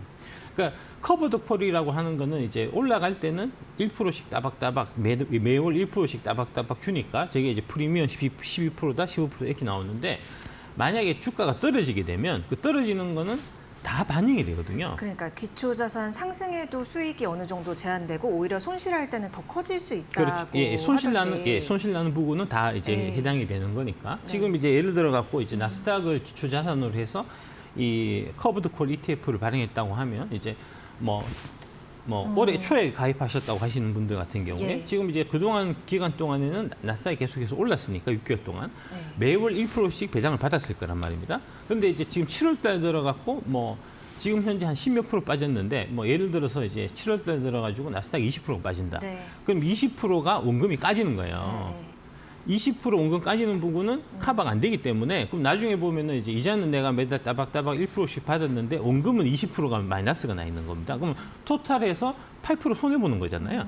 근데 저런 형태로 이렇게 이제 광고를 하게 되면 광고를 하고 이게 많이 팔렸는데 이게 이제 네. 제대로 이런 위험성이라든지 이런 상품 구조라는 같은 부분이 제대로 이제 뭐랄까 소비자들한테 고지가 되고 팔렸는지 의문이 된다는 거죠. 그래서 이거 당국에서 제가 이거 시각 자료 하나 찾았는데 그거 혹시 띄워주실 수 있는지 모르겠는데 그 분배율 관련해서 뭐 자료를 내기는 했더라고요. 예. 그러니까 이런 부분들을 전문가들이라면 조금 더 잘 전해줬으면 좋겠다라는 작가님의 좀 바람을 말씀을 해주신 것 같아요. 예. 그렇죠. 그 본격적으로 예, 이번에는 그거 얘기하기 전에 네, 한 가지 더 얘기할까요? 그래서 이제 다음 장 네. 한번 보여주시면 그래서 이런 지적들이 계속해서 나오는 겁니다. 외면받는 시장 전문가들, 지수업 이전에 신뢰가 붙어야 된다. 그러니까 한국 증시만 지금 유독 약한 거는 이 기업들의 잘못이 아니고 여의도가 지금 이제 투자자들의 신뢰를 잃고 있기 때문이고요. 그 신뢰를 잃게 만드는 데 있어서 가장 사실은 중요한 뭐랄까 이제 책임이 있는 거는 이제 금융감독원이나 금융위원회나 한국거래소 같은 우리 증권 유관기관들이 가장 큰 책임이 있다는 사실을 좀 이제 인식을 하고 좀 조치를 좀 발빠르게 좀 취해줬으면 하고 바란다 하는 말씀드리겠습니다. 진짜 궁금한 게 제가 작가님을 워낙 이제 인간적으로 좋아하다 보니까 예. 작가님 뭐 채널도 제가 잘 들여다보고 그러기는 합니다. 근데 궁금한 게 글 말고요. 이렇게 직접적으로 뭐 얘기 나눠보시거나 대면하시거나 그런 기회도 없지는 않으셨을 것 같은데. 아니 이렇게 한 번도 없습니다. 아, 예, 대면하신 적은 없으세요? 대면한 적 한 번도 없습니다. 대면을 하셔도 뭐 말씀은 하실 테니까. 아, 그렇죠. 예. 알겠습니다. 또 그런 소식이 있으면 전해주시고 예. 저희 또 우리 작가님 더 전문 분야 얘기 한번 해볼게요. 예. 전기차 배터리 얘기해 볼 건데 그 지난주였죠. 지하 주차장에서 화재 발생했다고. 그런데 요 면면을 좀 살펴볼 필요가 있을 것 같습니다. 예. 요 얘기를 하기 전에 이제 우리 그 김정민 이제 이데일리 보도국장께서 아, 네, 저 예. 익숙한 성함이 아주 네. 이제 그때 제가 한번 뵀는데 아주 그 이제 마음에 와닿는 말씀하시더라고요. 아, 예. 기자는 질문을 하는 직업이다. 네. 예, 좋은 질문을 하는 게 이제 기자의 역할이고 좋은 질문이라고 하는 거는 이제 이 질문을 받는 사람들이 당황하는 질문이 좋은 질문이다 하는 말씀하셨거든요. 맞습니다. 예. 네. 그 최근에 이제 우리 또 이해라 기자님이 그 신율의 이제 이슈 메이커에서 지난주에 이제 그러셨군요. 그 안도걸 이제 아마 그 국회의원 민주당 국회의원 나오셔갖고 이제 금투스 얘기를 할 때 네. 이해라 기자님께서 이제 그 질문을 하셨어요. 사모펀드 얘기하시려는 거죠? 사모펀드 그 금투세를 도입하면은 사모펀드가 세금이 절반이 줄어든다는 얘기가 있는데 이 부분에 대해서 어떻게 생각하시냐 하는 질문을 하셨는데 그 질문이 바로 이제 그 당황하게 만드는 그죠? 이제 뭐 얼버무리고 넘어가긴 했지만 그러니까 그런 질문들이 사실 중요하고 필요하다는 겁니다. 사실은 지금 민주당 쪽에 뭐 진성준 의원이나 이런 분들이 이제 금투세 관련해 갖고 얘기하려고 여러 뭐 YTN이나 MBC나 나가서 얘기를 하고 있는데 그 관련해서 그 인터뷰 하시는 분들이 그 질문을 반드시 하셔야 돼요. 아니 지금 저 민주당 쪽에서는 이제 그 부자 감세 이런 이유로 해갖고 이제 금투세는 도입을 해야 된다고 말씀하시지만 실제로 도입하게 되면은 사모펀드 세금은 절반으로 줄어들고 그게 이제 세금 줄어드는 금액이 8조 원 가까이나 지금 추산이 되는데 이 부분은 어떻게 생각하시냐 하는 질문을 마땅히 당연히 해야 되고 그게 당연히 껄끄럽고 이제 불편하겠죠. 하지만 껄끄럽고 불편한 질문을 제대로 하는 게 이제 기자의 이 뭐랄까 본연의 모습이고 이제 역할이고 역할 너무 잘하셔서 칭찬드리고 싶습니다. 감사합니다. 저희가 왜 이렇게 칭찬을 주고받는 사이입니다. 시청자님 오해하지 않으셨으면 좋겠고. 예. 그러면 그래서 저희- 이제 네. 그 말씀하신 네. 김에 안 그래도 이제 그 제 팬들 중에 이제 네. 이해나 기자님이 이제 좀 이제 저한테 좀 껄끄러운 질문하면 이제 막 악플 다시는 분들 있거든요. 정신 차리세요. 원래 기자들은 이제 기자분들은 진행하시는 분들은 제가 이제 당혹스러워할 만한 질문을 하는 게 이분들의 역할이고 네. 어떤 질문을 하든 그에 대해서 이제 제대로 잘 답변하고 하는 게 해야 저도 이제 실력이 높아지고 그다음에 이제 여러분들의 궁금증을 풀릴 수 있는 거니까 그런 부분들은 악플 달면 제가 혼낼 겁니다. 고맙습니다. 한 번도 근데 제가 이렇게 당황을 시킬 법한 질문을 드려도 당황하시거나 이런 적이 없이 너무 잘 답변을 해주셔서 질문하는 입장에서도 걱정이 안 됩니다. 그래서 오늘도 이런 질문들을 좀 들어보려고 해요. 예. 전기차 배터리 예, 얘기. 예. 그래서 네. 이제 이 얘기를 제가 먼저 이제 그 자락을 깐 이유가 네. 결국은 질문에 관한 얘기입니다. 지금 예. 이제 우리나라 대한민국의 기자들의 질문 수준이 너무 형편없다 하는 얘기를 할 수밖에 없는 그런 상황이고요. 먼저 이제 그 자료 화면 보여주시면 네. 지하 주차장 전기차제 주민 100명 대피 YTN 그다음에 이제 뭐 충전도 안 하던 전기차가 펑 불이 안 꺼져요. 아파트 발칵 MBN 보도. 전기차 열폭주에 불지옥 불안해서 살겠습니까? 이제 MBC 보도 이런 식으로 지금 나와 예. 있는데 이게 지금 질문이 중요한 질문이 빠져 있는 거예요. 어떤 걸 썼냐? 어떤 배터리냐? 어떤 배터리냐? 예. 어느 나라 배터리냐? 어느 배터리냐? 어느 제품이냐 네. 하는 질문이 지금 빠져 있는 거잖아요. 네. 처음부터 당연히 이게 전기차가 불났으면 이게 이제 이 뭐랄까 이 차량이나 배터리나 이런 이제 제조상의 문제일 수가 있기 때문에 당장 중요한 부분은 이게 어떤 모델에서 발생한 이 화재고 그 원인을 어디서 우리가 이제 찾아볼 수 있고 예. 결국은 이제 배터리 부분 지금 얘기니까 그럼 배터리 누구 거 썼냐 하는 부분을 당연히 기자들이 궁금해하고 질문을 했어야 되는데 초반에 그런 질문들이 없었다는 게 문제입니다. 그래서 이게 이제 확장이 돼서 모든 전기차의 지금 문제로 이제 전기차 포비아 현상까지 사실은 이제 불거지게 됐는데 예. 그게 초반에 기자들이 질문을 똑바로 안 해서 그렇다는 얘기입니다. 다음 한번 보여주시면 전기차 화재가 아니고 중국 CATL NCM 811 배터리 화재라고 해야 정상이었다는 겁니다. 저거는 이제 이제 여기 매일경제나 파이낸셜 뉴스, 그다음에 뉴데일리, 글로벌리, 서울 파이낸스 등등의 이제 몇몇 기자들은 초창기부터 궁금해한 거예요. 그래서 물어봤어요. 네. 어디 배터리냐? 하니까 이제 그쪽에서 하는 얘기가 중국 CATL의 NCM 811 배터리다. 라고 얘기를 듣고 그거를 이제 기사를 썼다는 거잖아요. 네. 그래서 이게 사실은 처음에 더 많이 알려졌으면 지금 같은 이제 전기차 포비아보다는 이제 뭐랄까 이제 다른 쪽으로 중국 배터리의 이제 안정성 이런 문제로 사실은 제대로 갔을 텐데 이게 지금 이상한 방향으로 지금 흘러가는 게 사실은 기자들이 마치 전기차나 그렇습니다. 예. 2차 전지 전체를 호도하는 이렇게 그렇습니다. 된다는 예, 그렇게 거죠. 예, 그렇죠. 이게 기자들의 잘못이라는 겁니다. 예. 근데 CATL인 건 맞아요? 그 제가 일각 어떤 좀 보도 보니까 페라시스라고 하던데 그거 좀 밝혀주세요. 그거는 정확하게 밝혀져야 됩니다. 아직 그러니까, 밝혀져야 되는 여지가 그렇습니다. 있다. 그러니까 이제 3프로 예. TV에서 그걸 단독을 했는데 첫 번째는 3프로 TV가 무슨 언론입니까? 그죠? 그 언론사가 이제 공신력 있는 뭐 이데일리처럼 뭐 아니면은 뭐 조선일보나 뭐 한겨레 신문처럼 이제 이 역사와 전통을 자랑하는 이제 뭐랄까 신뢰할 만한 언론이라고 보기가 좀 어렵잖아요. 이를테면 좀 뭐랄까 한낱 유튜브에 불과한데 그 한난 유튜브에서 단독한 거를 갖고 지금 이제 모든 언론들이 그거 다 받았어서 페라시스래 이렇게 해갖고 또 그걸로 지금 통일해 가는 거잖아요. 기자들이 궁금해야 될 거 아닙니까? 그 소스를 어디서 받았고 어떤 식으로 확인해서 이게 100% 확실한지 아닌지 확인해야 될 거 아닙니까? 확인한 사람들이 있나요? 없잖아요. 기자들이 그 3프로 TV 가서 도대체 어떤 식으로 확인된 거냐 하는 부분을 사실은 물어봐야 된다는 거고요. 지금 사실 명백한 증거가 나오기가 어려워요. 왜냐하면 배터리는 다 불탔거든요. 그다음에 이제 나중에 제가 기회 되면 말씀드릴 텐데 그 배터리 이력제가 지금 이제 2025년 2월 달부터 지금 실시되는 걸로 지금 예정이 되어 있습니다. 예. 그러니까 25년 2월 이후에는 배터리가 누구 거 쓰고 이게 다 이제 우리가 알 수가 있는데 지금 현 상황에서는 배터리가 그냥 이제 일종의 그 자동차에 들어가는 부품 정도로 취급이 되기 때문에 몰라요. 어떤 거 썼는지. 네. 그거를 단정해서 지금 얘기는 이제 그 벤츠 EQ 모델에는 이제 그 일부는 CATL의 배터리를 썼고 일부는 이제 페라시스의 배터리를 썼다는 거잖아요. 근데 불탔는데 그게 이제 그 CATL 배터리가 불탄 건지 페라시스 배터리가 불탄 건지는 모릅니다.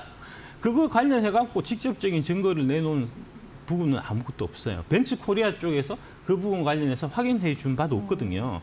그냥 익명의 이제 뭐 국토교통부 관계자, 그 다음에 이제 익명의 그 배터리 업계 관계자의 전원을 인용해서 그게 이제 얘기를 한 건데 증거는 없습니다, 지금. 그러니까 이건 명확하게 사실 이제 우리가 들여다봐야 될 이제 그런 상황이다라고 말씀드리겠습니다. 다음 한번 보여주시면. 예.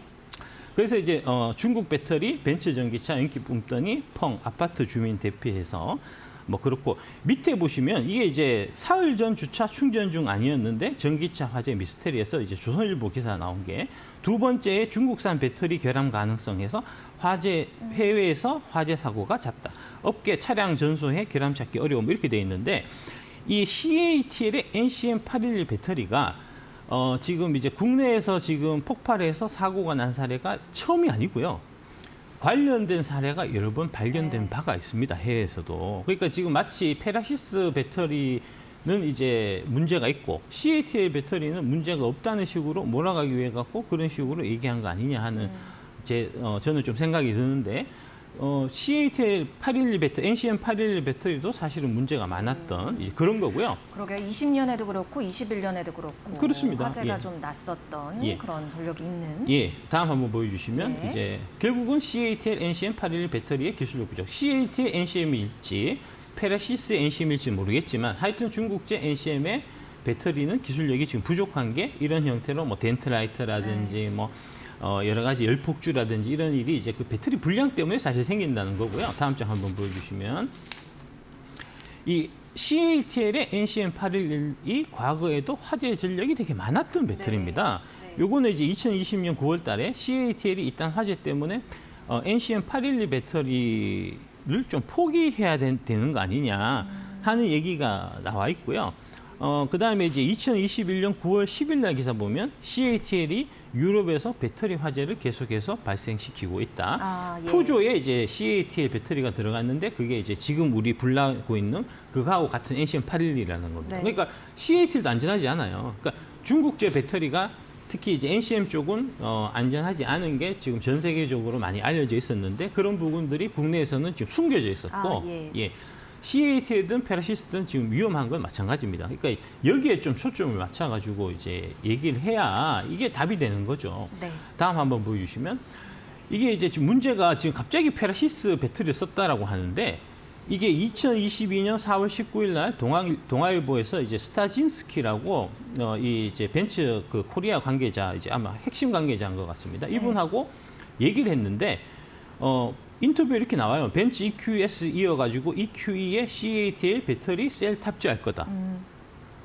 여기는 CATL이라고 돼 있단 말입니다. 근데 왜 뜬금없이 페라시스가 나옵니까?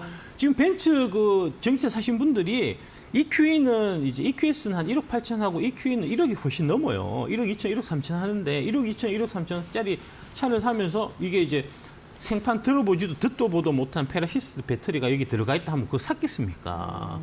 벤츠에서 당연히 CATL 배터리 여기 들어가 있습니다. 얘기하니까 또 중국에서도 좀 CATL이면 저 세계에서 제일 크니까 좀 믿을만하지 해서 산 거잖아요.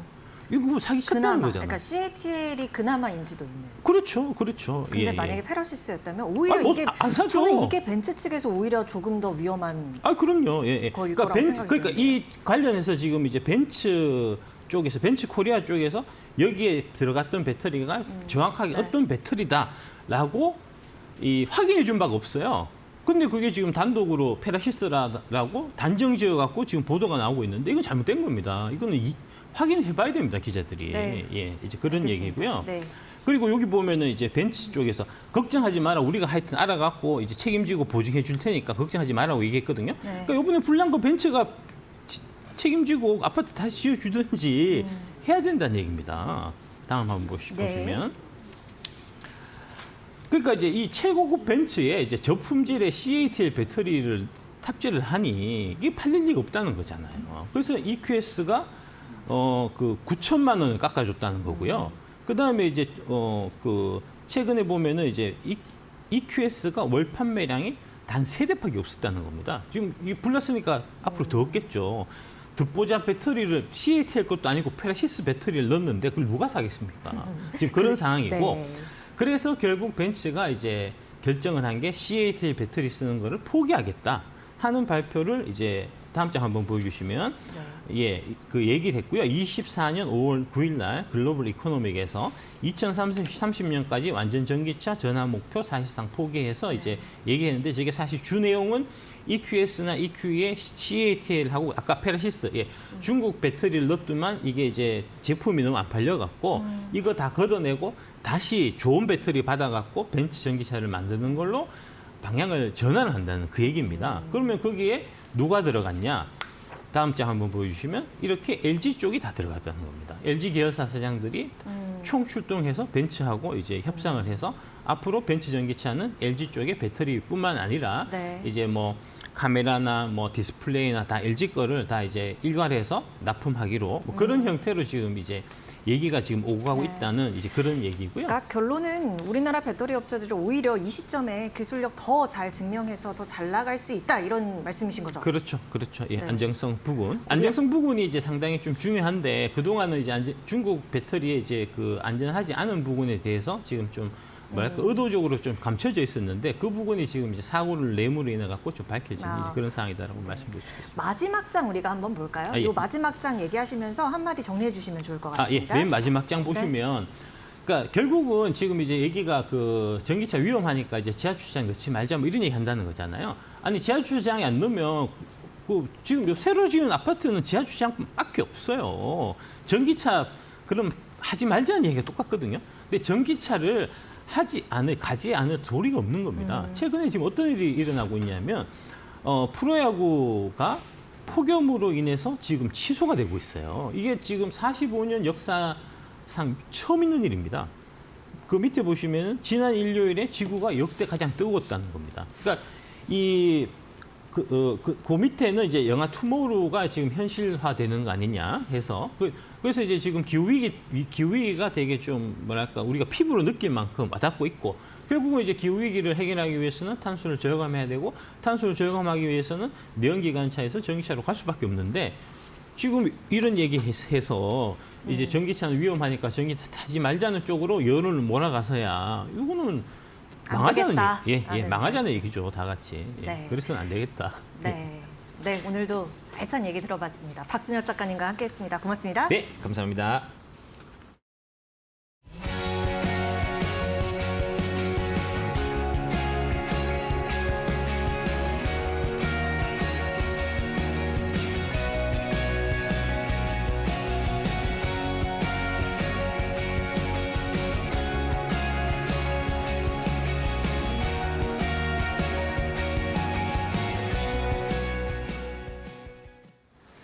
예, 8월 7일 수요일 앵커 브리핑 얘기를 시작을 하겠습니다. 오늘은 홍콩 ELS 얘기를 좀 해보도록 하겠습니다.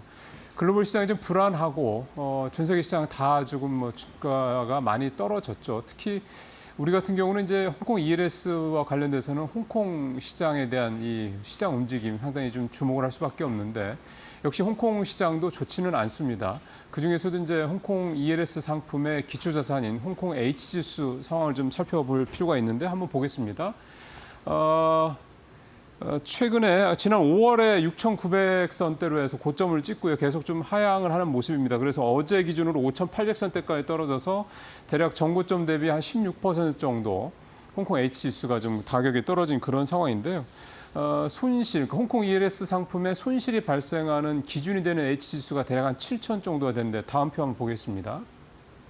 홍콩 ELS 상품을 판매한 국내 6개 은행을 이제 기준으로 봤을 때 대략 한 4조 원 정도가 올해 말까지 만기가 오는데 기준이 되는 게 7,000입니다. 7,000 H지수가 7,000을 유지를 하면 원금도 보장되고 만기가 3년일 경우 3년치 이제 이자도 보장이 되고 당연히 수익률도 7, 8% 정도 보장이 되는 건데 그 이하로 내려가면 손실이 발생하기 시작을 합니다. 그래서 6,000선 정도 되면 6개 은행 합쳐서 한 1,800억 정도 5,700선대 기준으로 하면 4,600억 정도가 돼서요. 결국 지금 아까 5,800선 정도니까 일단 홍콩 ELS 상품 같은 경우는 손실이 발생하는 구간에 좀 현재 대부분 있다 이렇게 봐야 되는 건데 물론 이제 올해 1분기 때 홍콩 ELS 상품이 그 손실 규모가 2조 원대 뭐 이렇게 얘기 나왔을 때에 비하면 많이 크지는 않습니다. 그럼에도 불구하고 손실이 발생하는 구간에 들어갔다라는 거고 그다음에 일부 은행 같은 경우는 비교적 좀 명암이 좀 엇갈리기도 합니다. 다음 표 보겠습니다. KB금융은행 같은 경우는 이 녹인 구간 그러니까 손실이 발생하는 최대 그 하락폭을 얘기하는 거죠. 그걸 기준으로 했을 때 4,700선까지만 떨어지지 않으면 KB국민은행에서 판매한 ELS 상품 같은 경우는 손실이 발생하지 않는 거고 그다음에 이제 확인된 게 이제 우리은행 정도는 우리은행 같은 경우는 6,400선대 정도부터 손실이 발생한다고 그러니까 이미 이제 우리은행 같은 경우는 손실이 발생하고 있는 그런 상황이다 좀 볼 수가 있겠는데요.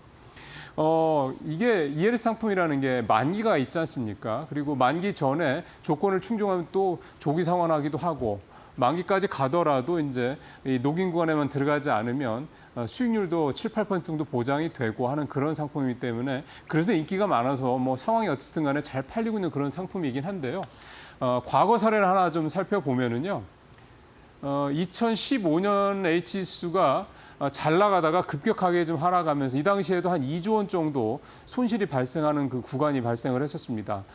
그때 이제 뭐 여러 가지 상황에서 뭐 조기 상환한 중도 환매한 분들도 계시고 하긴 한데 그때 끝까지 갖고 계셨던 분들 같은 경우는 이 표에서 보시는 것처럼 그 손실 발생했던 구간 이후에 한 8개월 정도 지나서 주가가 H지수가 많이 올라갔습니다. 그러면서 손실은 다 만회하고 그러니까 마이너스였던 게 플러스로 돌아서고 이제 수익도 더 냈던 그런 사례도 있거든요. 결국 ELS 상품이라는 거의 특성이 이런 겁니다. 지수가 왔다 갔다 하니까 많이만 떨어지지 않으면 비교적 한 6, 7% 정도는 수익이 뭐 크든 작든 낮다라 그래서 ELS 상품이 우리나라에서 많이 팔리는 건데 가끔 이렇게 텐드럼 그러니까 발작이 발생을 하면 그래서 녹인 구간에 진입을 하면 손실이 발생하는 여지가 이렇게 몇 % 정도 나온다 이제 이런 얘기가 좀 되겠습니다.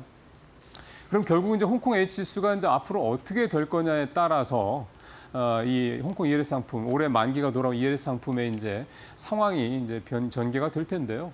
기본적으로 시장 변수는 전체 시장 변수와 별 차이는 없습니다. 미국 경기 침체에 진입할 거냐 아니면 연착륙할 거냐 그다음에 6차 중동 전쟁이 발발을 할 거냐 아니면 그냥 지금과 같은 식으로 이스라엘과 이스라엘과 이란 이런 식으로 국지전으로 끝날 거냐 또 NK 트레이드 청산이 지금보다 훨씬 더 크게 진행이 될 거냐 아니면 청산 규모가 미미한 수준으로 마감이 될 거냐 이제 이런 어떤 변수들이 있긴 한데요. 특히 엔캐리드 같은 경우는 최근에 이제 제가 표를 하나 좀 더 보여드리겠습니다. 이게 지난 5일날 이제 아시아 증시 그 결과인데 코스피 코스닥 기억하시는 것처럼 뭐 10% 전후로 큰 폭으로 하락이고 니케이는 22%가 넘게 폭락을 했고요. 대만도 그때 8% 넘게 떨어졌었거든요. 근데 밑에 보십시오. 홍콩 항생지수 1.5%, 그다음에 앞서 기초자산이었던 홍콩 H지수 같은 경우는 낙폭이 1.7% 정도밖에 안 됐습니다. 그러니까 전체적으로 글로벌 증시가 많이 떨어질 때 이 홍콩 증시들도 뭐 안 떨어질 수는 없긴 할 텐데 특히 NK 트레이드와 관련된 이슈일 경우에는 상대적으로 다른 나라, 우리나라, 대만이나 미국이나 일본에 비해서는 낙폭이 크지 않았다는 겁니다. 그러면 이 얘기는 없지는 않겠지만 엔캐리드 자금이 홍콩이나 중국이나 이쪽 중화권 쪽으로는 좀 비교적 덜 들어갔고 주로 미국이나 일본이나 대만이나 이쪽으로 많이 들어갔다 이제 그다음에 신흥국들 다른 신흥국들한테 많이 들어갔다 이런 얘기가 되는 거기 때문에 NK 트레이드 변수와 관련해서는 비교적 조금 걱정을 좀 덜 할 수도 있을 것 같긴 한데 앞서 말씀 첫 번째 변수 즉 미국의 경기 위축이라든가 또 제6차 뭐 중동 전쟁 이런 식의 변수들이 발생하면 사실은 그거는 뭐 어떤 방법이 없는 거죠. 그런 부분에서는 또 녹인 구간에 진입할 수 있는 여지도 있기 때문에 홍콩 ELS 상품을 갖고 계신 분들께서 또 아마 조금 불안감이 좀 커지지 않을까 그런 생각이 좀 듭니다. 지금 마지막으로 홍콩 H지수 상황을 보면은요. 아까 말씀드렸던 5월 그 말쯤에 대략 7,000선 근처까지 갔었습니다. 그래서 아까 말씀드렸던 이 7,000선이 결국은 H지수가 손실이 발생하지 않는 그거의 기준점이 되는 구간이기 때문에 현재 상황에서 7,000선까지 가야지 이제 손실이 이제 거의 안 나긴 할 텐데 지금 상황으로 봐서는 1,200포인트 가까이 지수가 이제 올라가야 되는 상황이기 때문에 과연 홍콩 H지수가 앞으로 이 연말까지 이 1,200선을 회복할 정도까지 지수가 갈지 사실 이거는 쉽게 예측하기 좀 어려운 부분이긴 한데요. 하반기의 시장 상황, 전체 글로벌 시장 상황이 우상향 쪽으로 가면은 가능하기도 하겠습니다만 지금 분위기로 봐서는 우상향 쪽으로 가기 힘들지 않을까 생각이 들어서 어쨌든 일부 손실이 발생하는 그런 고객분들도 계시지 않을까 생각이 좀 듭니다. 앵커 브리핑 마치겠습니다. 네, 다행히 현재 구간 양대지수 모두 2%대 상승세 장중 고점 부근에 와 있습니다. 이 흐름이 좀 지속이 되면 좋겠습니다. 저희는 내일 이 시간에 인사드릴게요. 함께해 주신 여러분 고맙습니다. 고맙습니다.